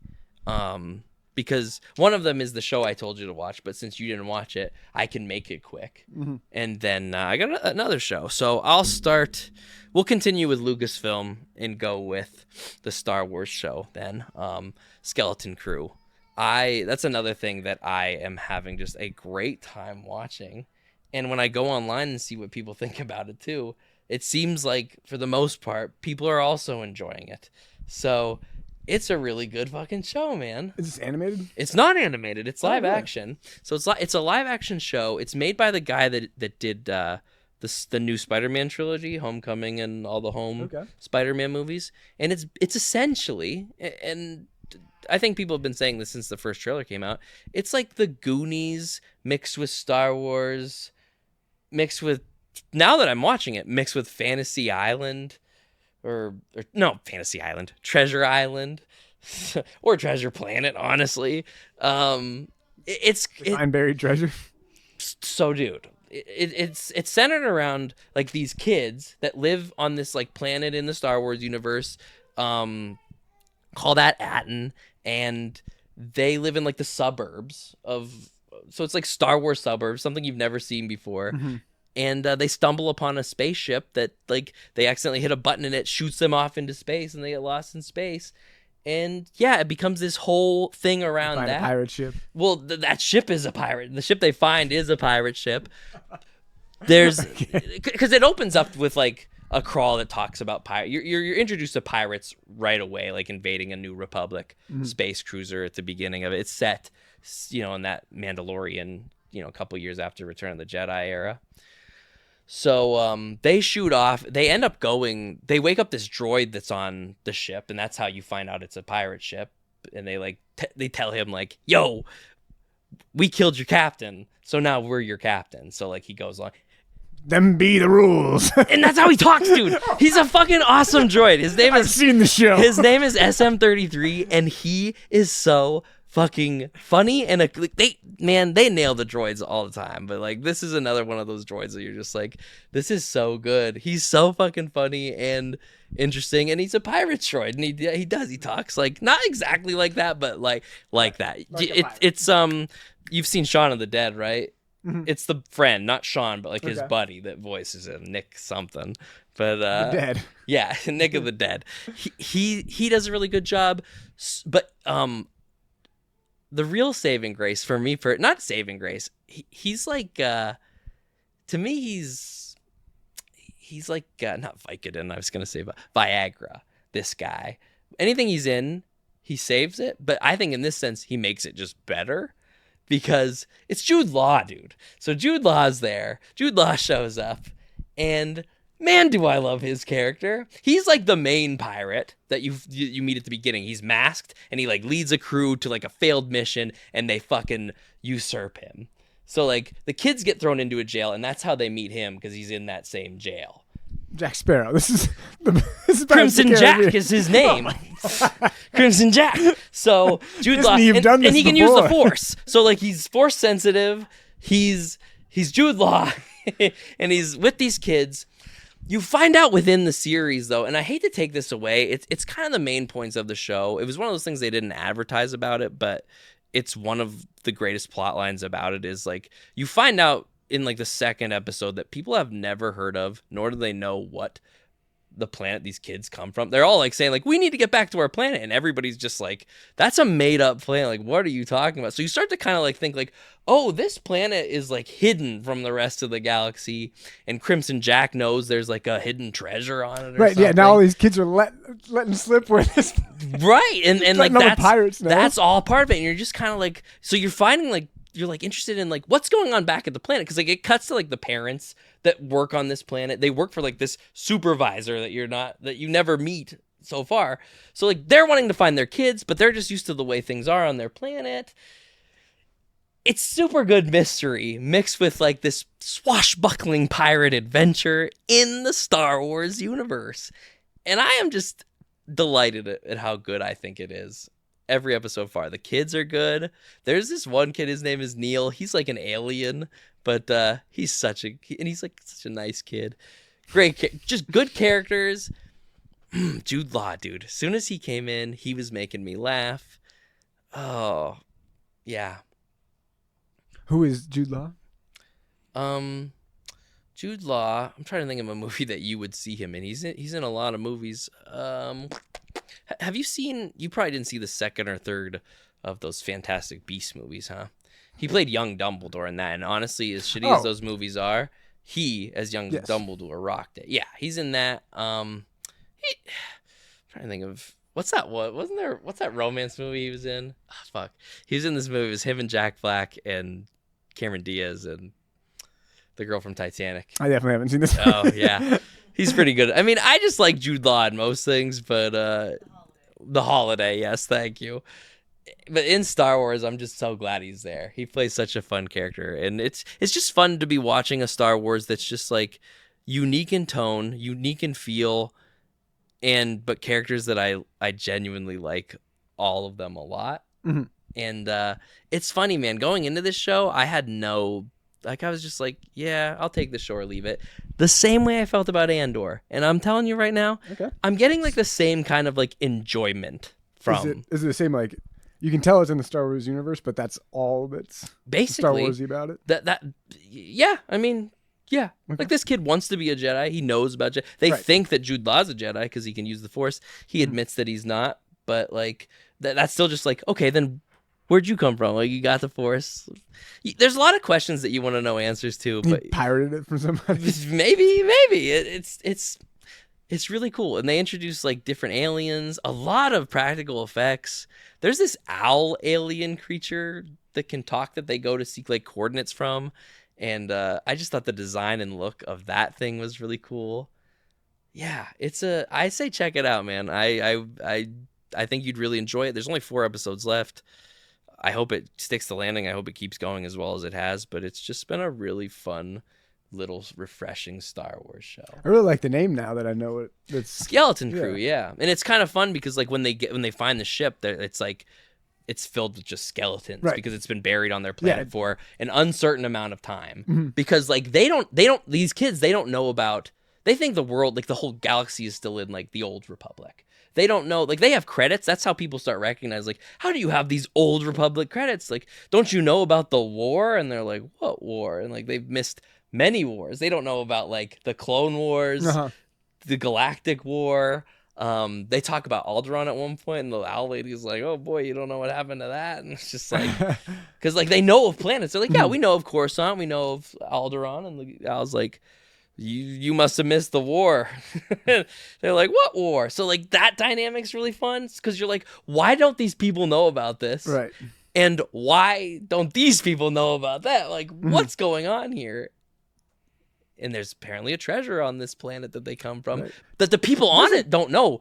And you find out that it's part of like 6 other core planets that like are also apparently hidden. And in the latest episode, they landed on one of these other planets, and it's like a rundown version of that, like a destroyed version of theirs, like what theirs could have been. And like all these people are on it that are just after somebody found it, or like after they destroyed themselves. I think there's a big like whatever this is, whatever At-Atin is, it's part of like a social experiment that they started like before all these wars that just got lost in time. Does it feel like the vaults and the Fallout? Yes, it does. Very much so. So I'm really interested. A lot of like what this guy got inspiration from was like Treasure Planet, but like in the Goonies, Stand By Me is also one of his motivations. You can see like little homages to like E.T. and stuff. Like, it's really fun little show. I was surprised. They dropped the first 2 episodes right away, and it took me a minute. Like I was like whatever about the first episode.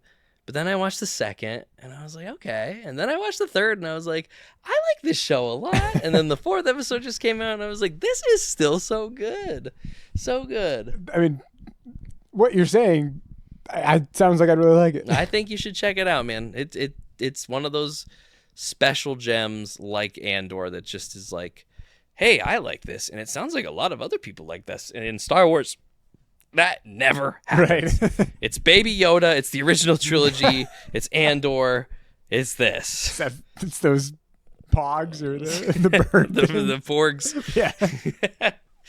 Yeah, and those were dicey, man. Fuck. Oh, really? Oh, dude, yeah, people hated the porgs. You don't think people hated the porgs? People hate The Last Jedi in general. You think they don't hate the porgs on top it's of a cute that? penguin thing. People hate, man. People fucking hate. Dude, the guy that did Dune and Dune 2, he just came out and said, like, I didn't like Return of the Jedi because, like, I didn't like the Ewoks. And it's like, fuck, man. So you didn't like the whole movie just because He of thought, that? like, it took the tone from what Empire did and kind of, like, shit the bed. And I was just like, wow, what a way to... But some people just are like that. That's the thing about Star Wars. That's why we all never agree. It's just like... Some people just think it's supposed to be a certain way. I like most Star Wars stuff, but there's a difference between how I feel with like this and like Andor. It's just good. It's good television in Star Wars. Right. It would be good Yes. just as a standalone show. Because it's Treasure Planet. We know it's already good as a standalone show. It's because it takes and uses Star Wars elements that makes it like amplified, which is... I could go all day of like, that's Star Wars. That's Star Wars in general. All Star Wars is art imitates art that imitates art, and that's it. In space. In space. Again. So that's that. That's something I've been watching. Another quick one I'm going to drop, and then we'll get into our War of the Rohirrim talk. But now that it's 11 episodes in, I think I can give it like a fair assessment. The new Dragon Ball Daima series that just came out, started a couple months ago. It's the last project that Akira Toriyama worked on and put together before he died. So it's kind of like the last true canon Dragon Ball stuff. Okay. And I'm liking it. It's set between the end of Dragon Ball Z before Super. So like I think it starts just a couple months after the fight with Boo. Like it's not long after that. Is show or a movie? It's a show. Okay. It's a series. It's 11 episodes in. I think it's only supposed to be like 26 episodes, so it's not a long one. And it's interesting because it borrows some elements from GT, as like there's this villain that finds out about the main characters, and he turns them all into children. So everybody goes back to their kid forms. Piccolo, Vegeta, Bulma, Chi-Chi, everybody's back as a kid. So when the trailer first came out for this, it was like, oh, Goku's a kid again. We're doing GT. But I'll tell you what, they took the idea from GT and made a much better thing with it. And what I really like about the story is it picks up after Majin Buu, and it kind of like goes into more Majin Buu type of stuff. You learn about the world that Babidi and Buu and the Kais all like originally came from, which is the demon realm, which is where we go to in this.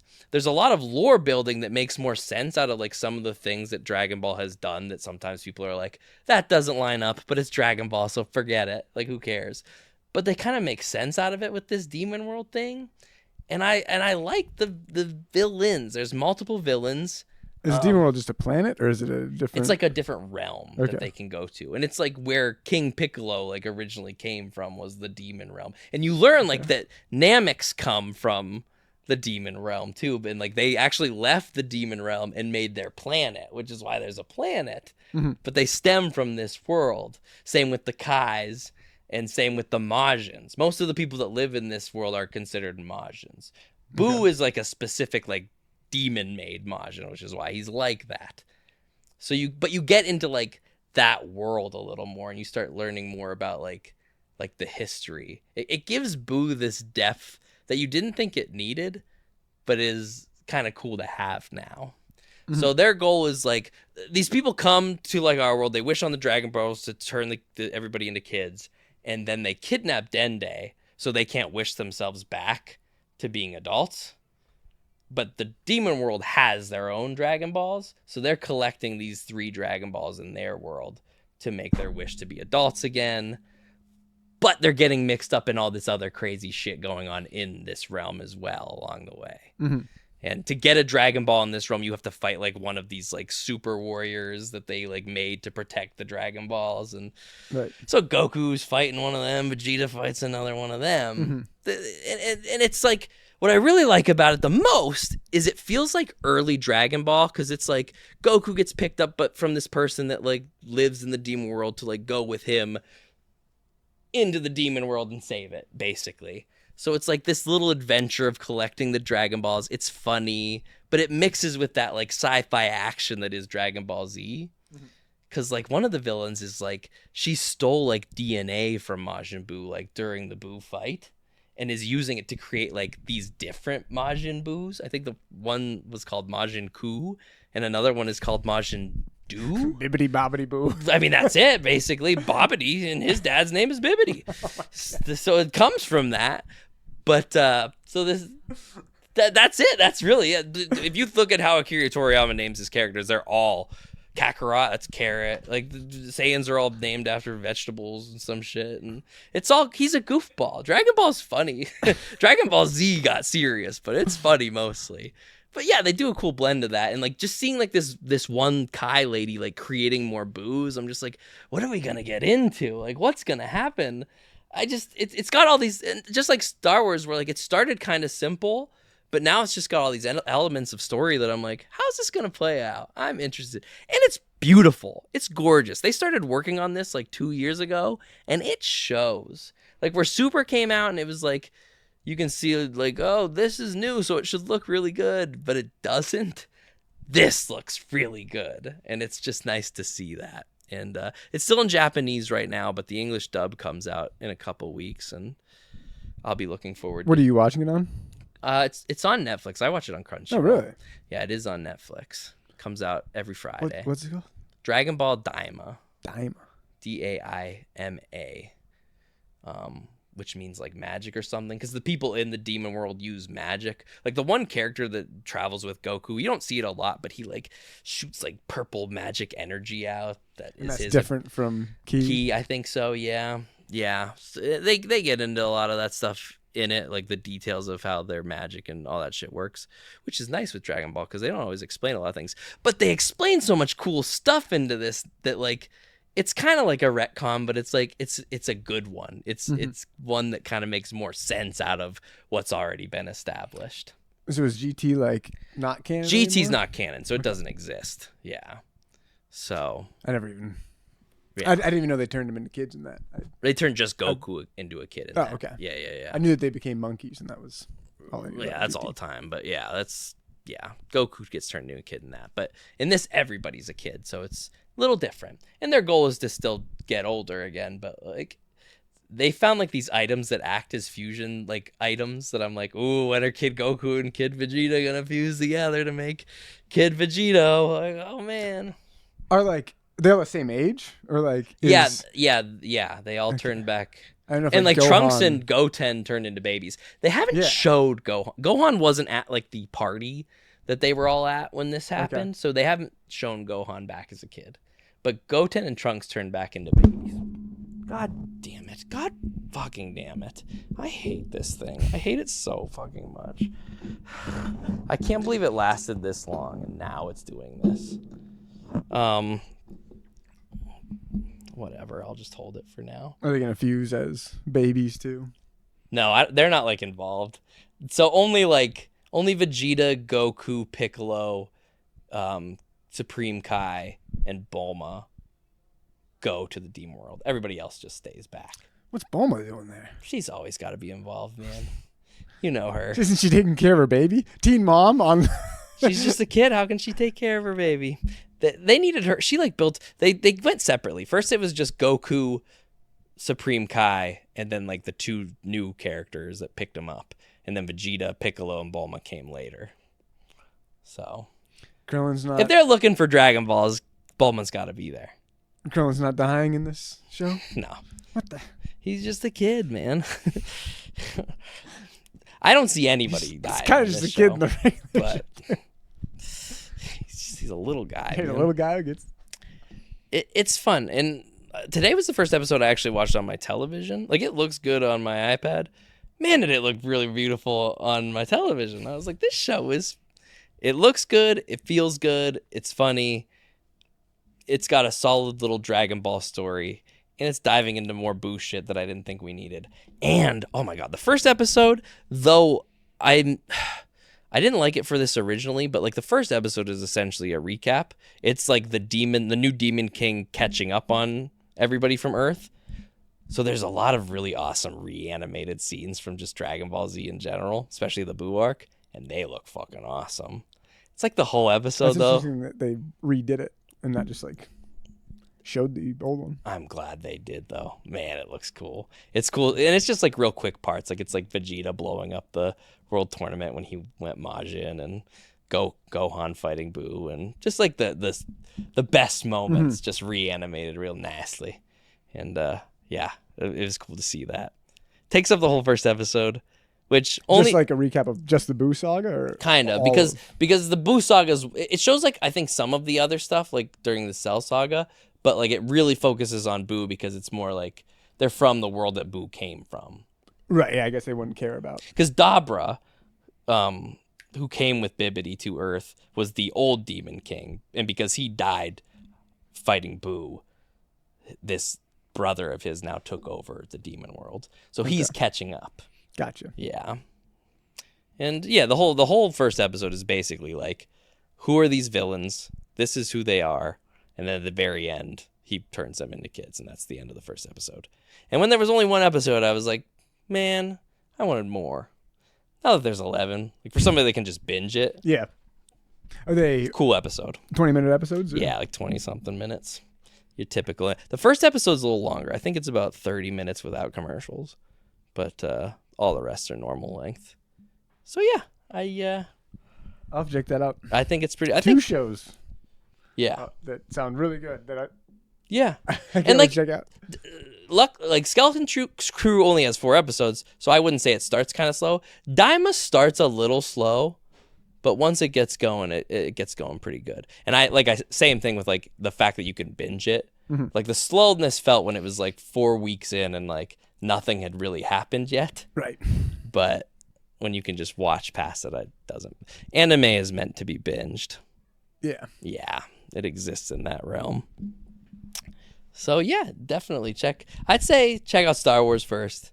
The more Dragon Ball that comes out, it will be better to watch it that way. So yeah, I think you'll like both of those.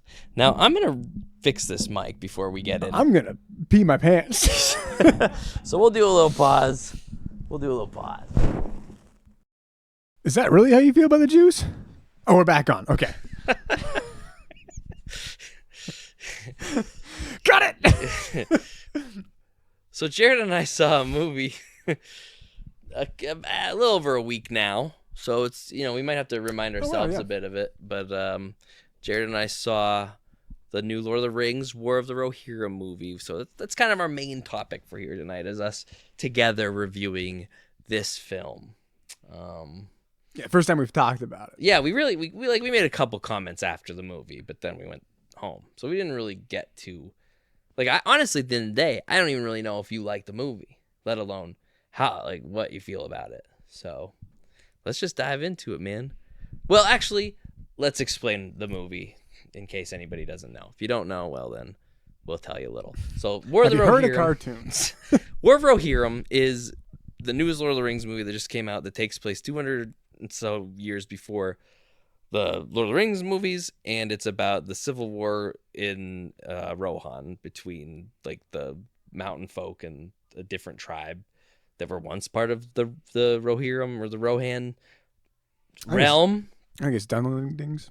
What? I think they're the Dunlendings. Yeah. Thank you. Like I said, I need some refreshing on my memory of some of this movie. But and it's an anime, and it's an anime version of this story. And we follow. I'm doing a really bad job. Helm Hammerhand. And his daughter Hera. Yes. And he's the one that they name Helm's Deep after. So it's kind of the story of how Helm's Deep became Helm's Deep. Right. So I think it's the first real battle there that it's supposed to be showing. I think so. Something like that. Probably the only one that's been written about. Sure. So that's the premise, which, yeah, I've known about this movie for a couple of years. They announced it a few years back, and I've been looking forward to it. I love Lord of the Rings. I love anime. So I was really excited to see how this movie would go. And I think ultimately I like this movie. I think I wanted to love it, but I just like it. I thought it was interesting and fun, and I liked it. I agree. Yeah. Yeah. I wanted, because I'd heard the story before. Sure. And I was excited to see it animated. Yeah. And they add shit to I it. was- They definitely add shit to like what is written about it to make a full movie. But Right. yeah. But, all the story beats that I knew about were there, and nothing.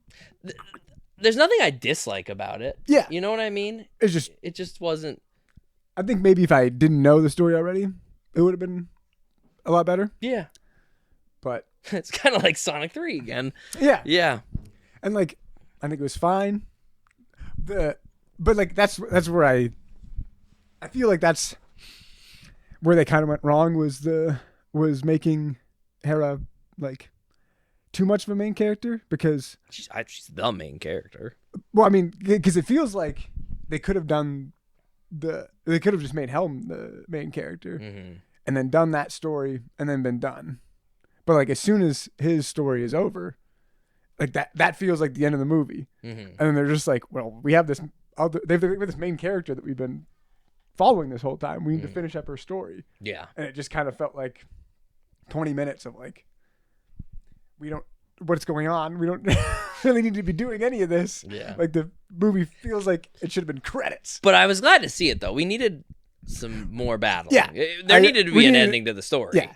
Yeah. There needed to be more fighting, and maybe that's why they added it, because they were Yeah. the fighting that is happening is just Well, that's the thing, dude. Helm wrecking. Dude, which is a great scene. Which, yeah. okay, that's also an interesting thing just about his character, because that is how he gets his name, and even with how Tolkien names him is he's 70 and he Beats the shit out of punches people. one guy one time And and kills him, Yeah. and then that's how he fights the entire movie. Yeah. How did it take him that long of his life to be oh, I don't need weapons. I can just lay boom. haymakers. And he kind of just does it as a last resort to just be his fists at that point. You know Right. what I mean? But he could have been doing it forever. Exactly. Yeah. And He didn't know his own strength, man. Remember when he killed the dude I at the guess. beginning? He was just no, I just punched him once in the face. that's why I'm how is this guy the guy the way he's you want to take this outside? People who say you want to take this outside have fought before. Yeah. And then he's oh, just do one punch. He's Yeah. you've killed people before. Maybe he's only done it in the midst of war, and that's why he just thought he had that war adrenaline. And when he was just doing a brawl with his old friend, he was maybe I won't be that strong. And then they killed him.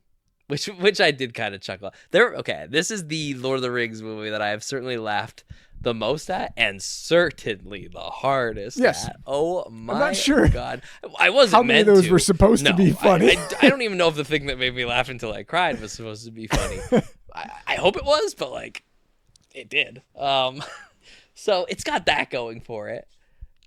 But yeah, it's mixed with just these really cool moments, but also with these kind of not head scratcher moments like Rings of Power, but still head scratcher enough moments that you're I guess I'll just roll with this. Yeah. Yeah. Yeah, there were parts that felt like the Rings of Powers, but it was more bearable. Yeah. And I think this is a problem with probably everything that comes from Tolkien forever now. But the movies were so good that everyone's just let's reference those movies that were really good. And then every time they reference them, it's I would just rather be watching that movie. Thanks for reminding me. Yeah. But I think that And this movie sort of feels like that in a lot of ways. There was a part, and like I said, I don't know if I wanted to chalk it up to, I was really warm in the theater, and it was making me sort of sleepy at the beginning of it, so I was just not into the beginning a lot. So okay. I was not into the beginning because of the animation. The animation was very choppy in the beginning. It's there's parts where it's smooth, and there's parts where it's this seems it's well, it's the land and the people were animated differently, and they're all just on top. The scene. So the opening scene is just the mountains, and it almost looks real. It almost looks like real mountains, but then you do see it's animated, and it looks good. And then an also really well animated eagle flies into frame, and it looks good. But they are very different animation styles. Yeah. So it just was it, and that's the thing too for me. It took me a minute to get used to seeing Lord of the Rings as an anime. Mhm. And it was just weird. Like, my brain needed that first half hour to, like, accept what I was seeing.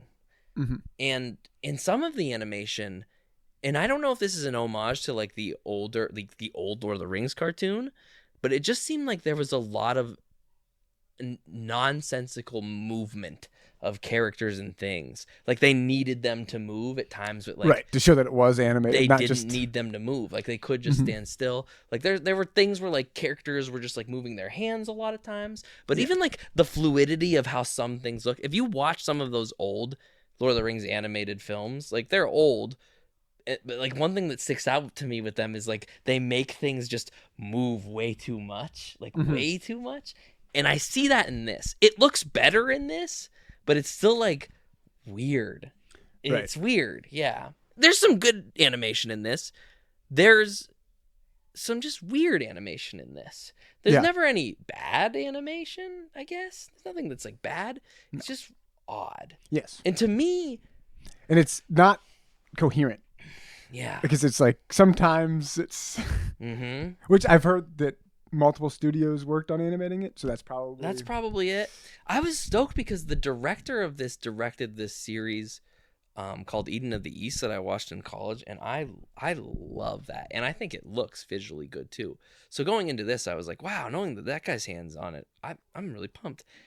And honestly, I feel like the Lord of the Rings of it kind of limited what I know this guy can do, because he kind of had to stick to, like, stories that weren't his, just, you know. But, yeah. And another thing I think the film suffers from is there's not enough big battles. There's not enough, like, Lord of the Rings style battles in it. There's some cool anime fights in it.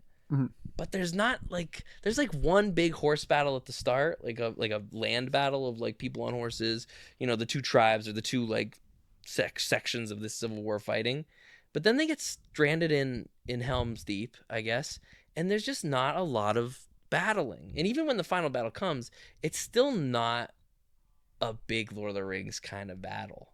And you'd think animated, since they're just drawing these things instead of getting extras, you could make it feel more massive. It really didn't. I was very surprised at how small the armies were. Yeah. Which I guess, I mean, they are just like... And they just did the two towers. Like... You know, somebody who got pushed away from the Rohirrim comes back, but from getting, you know, a message from a character being like, hey, we need you to come help us. And they come and help them. And that's how the two towers. Right. Gandalf goes and gets the Rohirrim, and they come and fucking save the day. And that's what happens at the end of this. Yeah. It's fitting for that to be what happened, because that's essentially what happens. And that's why it's Helm's Deep. And I guess when you see it in Lord of the Rings, it's for the first time you're seeing it, but it's not the first time it happened. But now it's the second time you're seeing it, even though it's the first time it happened. So you're just kind of like, well, that's just that again. Yeah. I did like that it went there with, like, graphic fighting violence when there was violence and deaths. Like, it killed... Yeah, full spoilers on this one. They kill those two brothers, and I was just like, oh, wow. I wouldn't have thought both of these guys were going to get fucking gunned down in this movie. Sick. You know, that's pretty awesome. I like that Wolf, the leader of the other army, dies. Bad guys. Like, they let him... He sucks, and they, like... Because at the beginning, they're friends, and he doesn't really suck originally. But then his dad gets punched out, and he just full-on sucks from that point on. And you think, like, they might redeem him. Like, I thought maybe they'd redeem him somehow. But they don't. He fucking just goes out a bitch, and then she kills him. So I was like, good on you. Not everybody needs to be Darth Vader. Yeah. Darth Vader's cool because he's Darth Vader. We don't need everybody to be Darth Vader. Right. And, like, the decisions he made the entire movie were just like... Oh, yeah. Of course. Me and you were joking about that. Yeah, he has this guy who's an advisor. An advisor. It's like his right hand. That he never listens to. Not one time. The guy always has the best thing to do. Yep. Here's what we should do. Here's what we should do. He goes, what the fuck do you know? And this then everybody this dies. advisor who originally, before you see him being his advisor, says like, we believe in this guy. He's taken over and we're fighting for him. But you never see why. Like, he never listens to him at all the whole movie, and he just keeps being like, well, I guess I'll follow you. And it's like, at what point should this guy dip? He's loyal to the end. Loyal till the fucking end. Even when I was like, oh, now he's probably going to be like, fuck you, and then kill him. I thought he was like going to worm tongue him. Mm-hmm. In the end, he was like, I think we should do whatever. And then he kills him. I was like, oh, yeah. That poor guy. Yeah. And like, we laughed at that, but it was just, it was funny. And like, it'd be one thing if it was like twice that he didn't listen to him, but it is so many times. It's like every other scene. It's like any time that this guy has an idea, Wolf's just like, no, I'm going to do the bad guy thing here. And I'm like, okay. And it's like, it's going to bite you in the ass. And it does. And it does. And it does. Oh my God. Every time till the very end. Like, if he would have let himself be redeemed in that last final moment, he would have lived. But he was like, I'm not even gonna listen to myself. Dead. Fucking dead. So like, yeah, that was some fun stuff. This movie gave us a lot of stuff to kind of like turn and say stuff about, which made it fun. Right. And the siege tower? Dude, this tower scene. I've never laughed so hard at a Lord of the Rings movie in my life. And just thinking about it again right now, I'm starting to chuckle a lot. I was laughing till I fucking cried. Like, tears were coming down my eyes and I couldn't stop. The movie had continued and I was still laughing. There's this scene. Well, there's this. It's not just the scene. It's like half the movie. It's half the movie they're building. The siege tower. The biggest siege tower ever constructed. Because they got to get into Helm's Deep. So it makes sense. It's got to be big. It's basically the size of Barad-dûr. They finally get it. They finally get it built. And as it's like rising, as they're lifting it up or whatever, there's a guy who's drumming on it, which I didn't think that was funny. I was just like, yeah, sure. Like this fit. It's a war. Like it's a goofy little scene, but like it works for what Lord of the Rings is. So he's rising up. It's all epic. It's fun. And their strategy is to use this thing to get on to Helm's Deep. And they just fucking... By knocking the tower over and turning into a bridge. Right, they knock this fucking tower on. Like, it was the plan. They knock it over into a bridge with this guy on top of Still it. drumming. Like a Titanic. He plays... He's like the advisor till the very end. Just drums. But I'm sitting there thinking, one, who would take this job? Because he's not like an orc. Like, an orc you could believe is believably dumb to do something like that. Right. A person...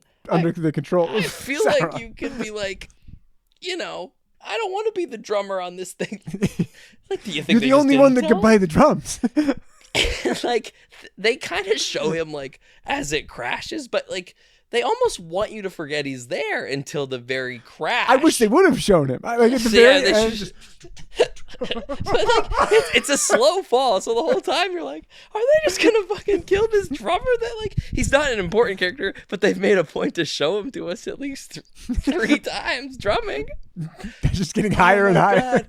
I laughed so fucking hard, man. I just kept thinking of that, and like then I started thinking of like who would sign up for this job, which made me laugh even more. And then I started thinking, I've never even probably laughed at a Lord of the Rings movie, like audibly, let alone this much. So that made me keep laughing. It was like 2 minutes into this next scene, and I was still laughing about that fucking drummer guy.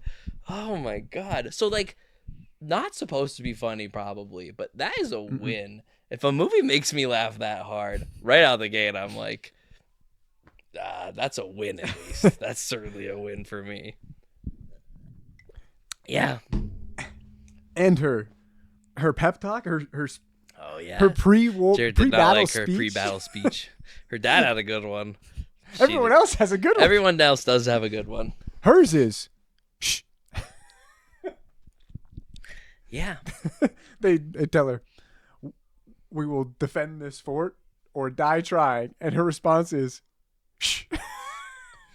And then they go to war. It's because she has a plan, though. She has it like makes sense, but it's not good. You know what I mean? Like, you get it. It's more quippy than it is inspiring to people like that have been stuck in this fort. It would have been very confusing to these soldiers who were like, What? Does that mean we shouldn't do anything? Yeah. Should we just What's the plan? be quiet? Our cousins are coming, I swear to God, and they're bringing big ass eagles. I like that scene. I like when she like scaled the mountain to like ask the eagle for help. That was pretty cool. Things like that. I'm trying to, like I said, remember a lot of this movie. I mean, I dug the fuck out of the hammer hands out there just decking dudes. I also laughed at that when he first like just laid that first guy out. I laughed. Like it was just funny to see a big fucking dude. He like launches him, lay a guy out, and he just keeps laying people out, and that's a good scene because then it cuts to he just froze to death fighting and beat everybody that stayed like into that fight who didn't like dip. So that was cool. Like, it does a lot of good. It's just, I don't know what I wanted more out of it. I don't know what more could have made it a movie I loved instead of just a movie I liked. I thought it was interesting that they went with the choice of the Dunlendings, like, thinking that it was the dead wraith of Helm Hammerhand. Yeah. Because, like, I was so curious what was going on there until it kind of showed it. Because, like, in the actual story, they think it's a Yeti that comes in the cover of night. Okay. And is killing the soldiers. And I was like, oh, well, maybe, like, they just don't want to try to introduce Yetis to Middle Earth. So they're calling it a wraith. Not Yeti. And then, in the next scene, there's a fucking Yeti. And I'm like, well, see, I wasn't sure if that was supposed to be a Yeti or a cave troll. But maybe it was a Yeti. Like a Yeti to me. But I like that because, like, I didn't know that. And watching the movie, I was just kind of like, because, like, it lines up really weird. They show that, like, some beast is coming around killing them and they think it's him. But you as the viewer are like, but he's asleep on that table and then he's gone. So you're like, maybe it is him doing that. But then there were, like, things weren't making sense about that. So I was just like, how are they going to make this make sense to me? Like, is he possessed? Like, what's going on? So when I saw that there was what I thought at the time was a cave troll, just like an ice cave troll, a Yeti, I guess, I was like, I like that. I'm glad that that's the thing, because it does look like him. Like, it appears like him. I can see why these guys in the dark might think it's like, right, because they thought they killed him. So I liked that. I wasn't liking it at first, but then I was like, okay, that makes more sense. And then for them to still believe he's a wraith when he just goes full, like, beat the shit out of them mode. Yeah, that was very interesting. Like, I was like, I think I would have liked it better that, like, they thought it was a Yeti, and then they're like, oh no, dude, it was just that crazy guy. Yeah, that's true. Maybe we shouldn't have killed his fucking sons. Yeah. That's what I mean. Oh man, that was hardcore. Because like, yeah, he's against fighting really that whole time until his sons gets killed, and he's like, all right, I'm gonna kill every single one of you myself. yeah, basically.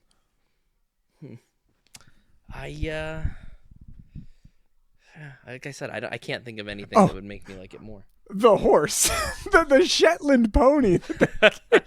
Yeah, that was a little contrived, but it was like so funny. It was set up far in advance, even though like they told you at the very beginning of the movie, like, this horse sucked. Right. So like, yeah, you knew this.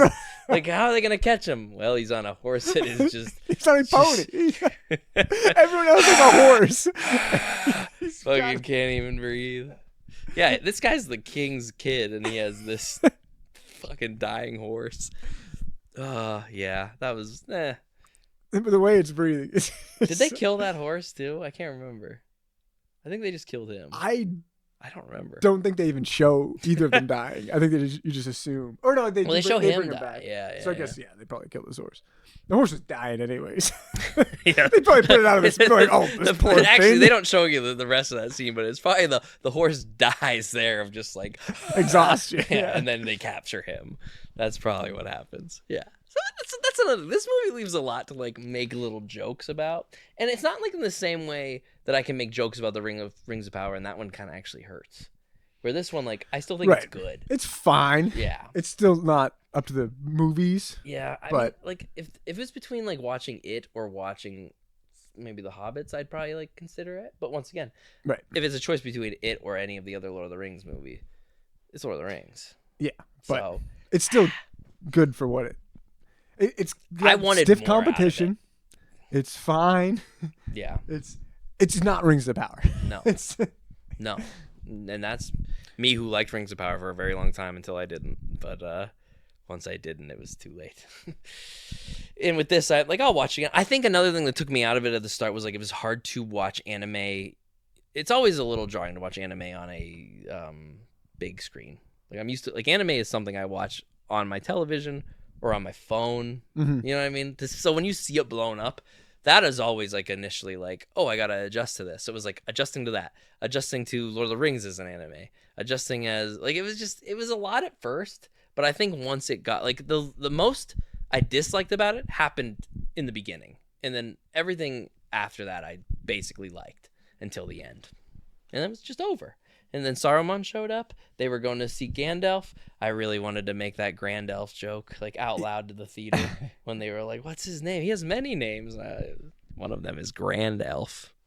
Fucking freaks. Yeah, I feel like they didn't need to have either of them in it. The Saruman one was very. It was like, why did they even have that whole scene? Like, yeah, well, like I understand Saruman kind of being there. He is like the White Wizard at that point in time, and their king, the new king of Rohan, and like it doesn't need to be there, but like I get it. They didn't need to reference Gandalf though. Like there was no need to be like, I'm gonna go seek out Gandalf. Like, especially because like you don't need it at this point. It's the end of the movie.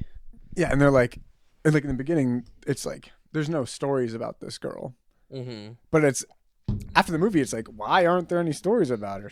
I can almost see why, because a lot of the things like the big moments in this movie take place with just things that she causes and not things that she's like directly in charge of. Like even when she's giving like a pep talk to people, it's just kind of like the king saying one thing that people aren't sure about, other people and she's just there to be like, hey, it's okay. She goes and like gets the eagle to go get the rest of the Rohirrim. Nobody else knows that though. You know what I mean? They just know that the Rohirrim showed up and saved the day.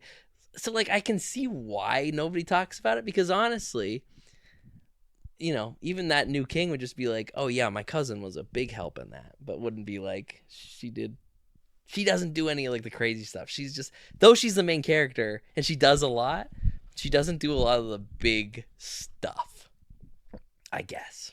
I mean, she kills Wolf, which I think would be mentionable, but also nobody liked that guy. Like nobody fucking liked that guy. Who would even want to, like, who cares? Like we just needed, they had won that battle before Wolf died, so it didn't matter. I don't know. I'm so glad she killed him. Somebody needed to get the kill on that guy. He killed way too many people. Very concerned that when she got stabbed, that it was going to be Mithril. I was like, don't do that. But then I was like, whew, good. One more thing, honestly, that I just want to talk about that I don't know if you caught this or if it was even, I felt like there was a lost plot line in the movie, because what was the shit about like reanimated animals? And remember that elephant they fought that was like kind of zombie-esque? Right. I don't know what the fuck was any of that about. Okay, so like they started this whole storyline where like things were raising kind of from the dead, or they were diseased. They at least have a flesh-eating disease. They have some sort of flesh-eating disease that's causing them to go kind of rampant. Yeah, they had rabies. That they don't build on that though at all. There's and they when they bring it up, it's almost like they're setting something up. Right. And then it just, you forget about it as the viewer, but it's all, when I went back to think about all that, I was like, what the fuck was that even about? What did we even need that for? They didn't do anything with it. I think it was just to let Rohan know that there was Mumakil somewhere in the, like, nearby. So that one could be there in that scene. Well, that was there in that scene to let them know. Oh, okay, yeah. Because then she goes back and is like, they have Mumakil. Oh, yep. No, they don't. Yeah. A lot of like the beginning contrivances are kind of there too, where like it's just people being like, we don't need to worry about this army. Yeah, we don't need to. We got this. She says that we don't need to worry about it because it had rabies, and that's why it was there, and not because it was a scouting party. And like maybe that's why they gave it rabies. Just so that they could have a reason to not listen to it. Yeah, I don't know. It just seemed like there was a bigger story there, and then they just Because I thought they were making it seem like even people could probably like get this flesh-eating disease. And Well, yeah, 'cause I think one of the guys has it, right? Or is it a horse? Something else has it and is dead. It's a really quick like animated scene where they're showing it. Yeah. I don't know, but I just thought like it's like Kristen Ritter's character in Sonic. I'm like, why did you even put that in there? You could have just not had that. It was just to animate a cool, rabid. Yeah. It looked cool, man. It looked really cool. I mean, it was a good scene. I thought it was interesting that they went with just like a different breed of Watcher in the water.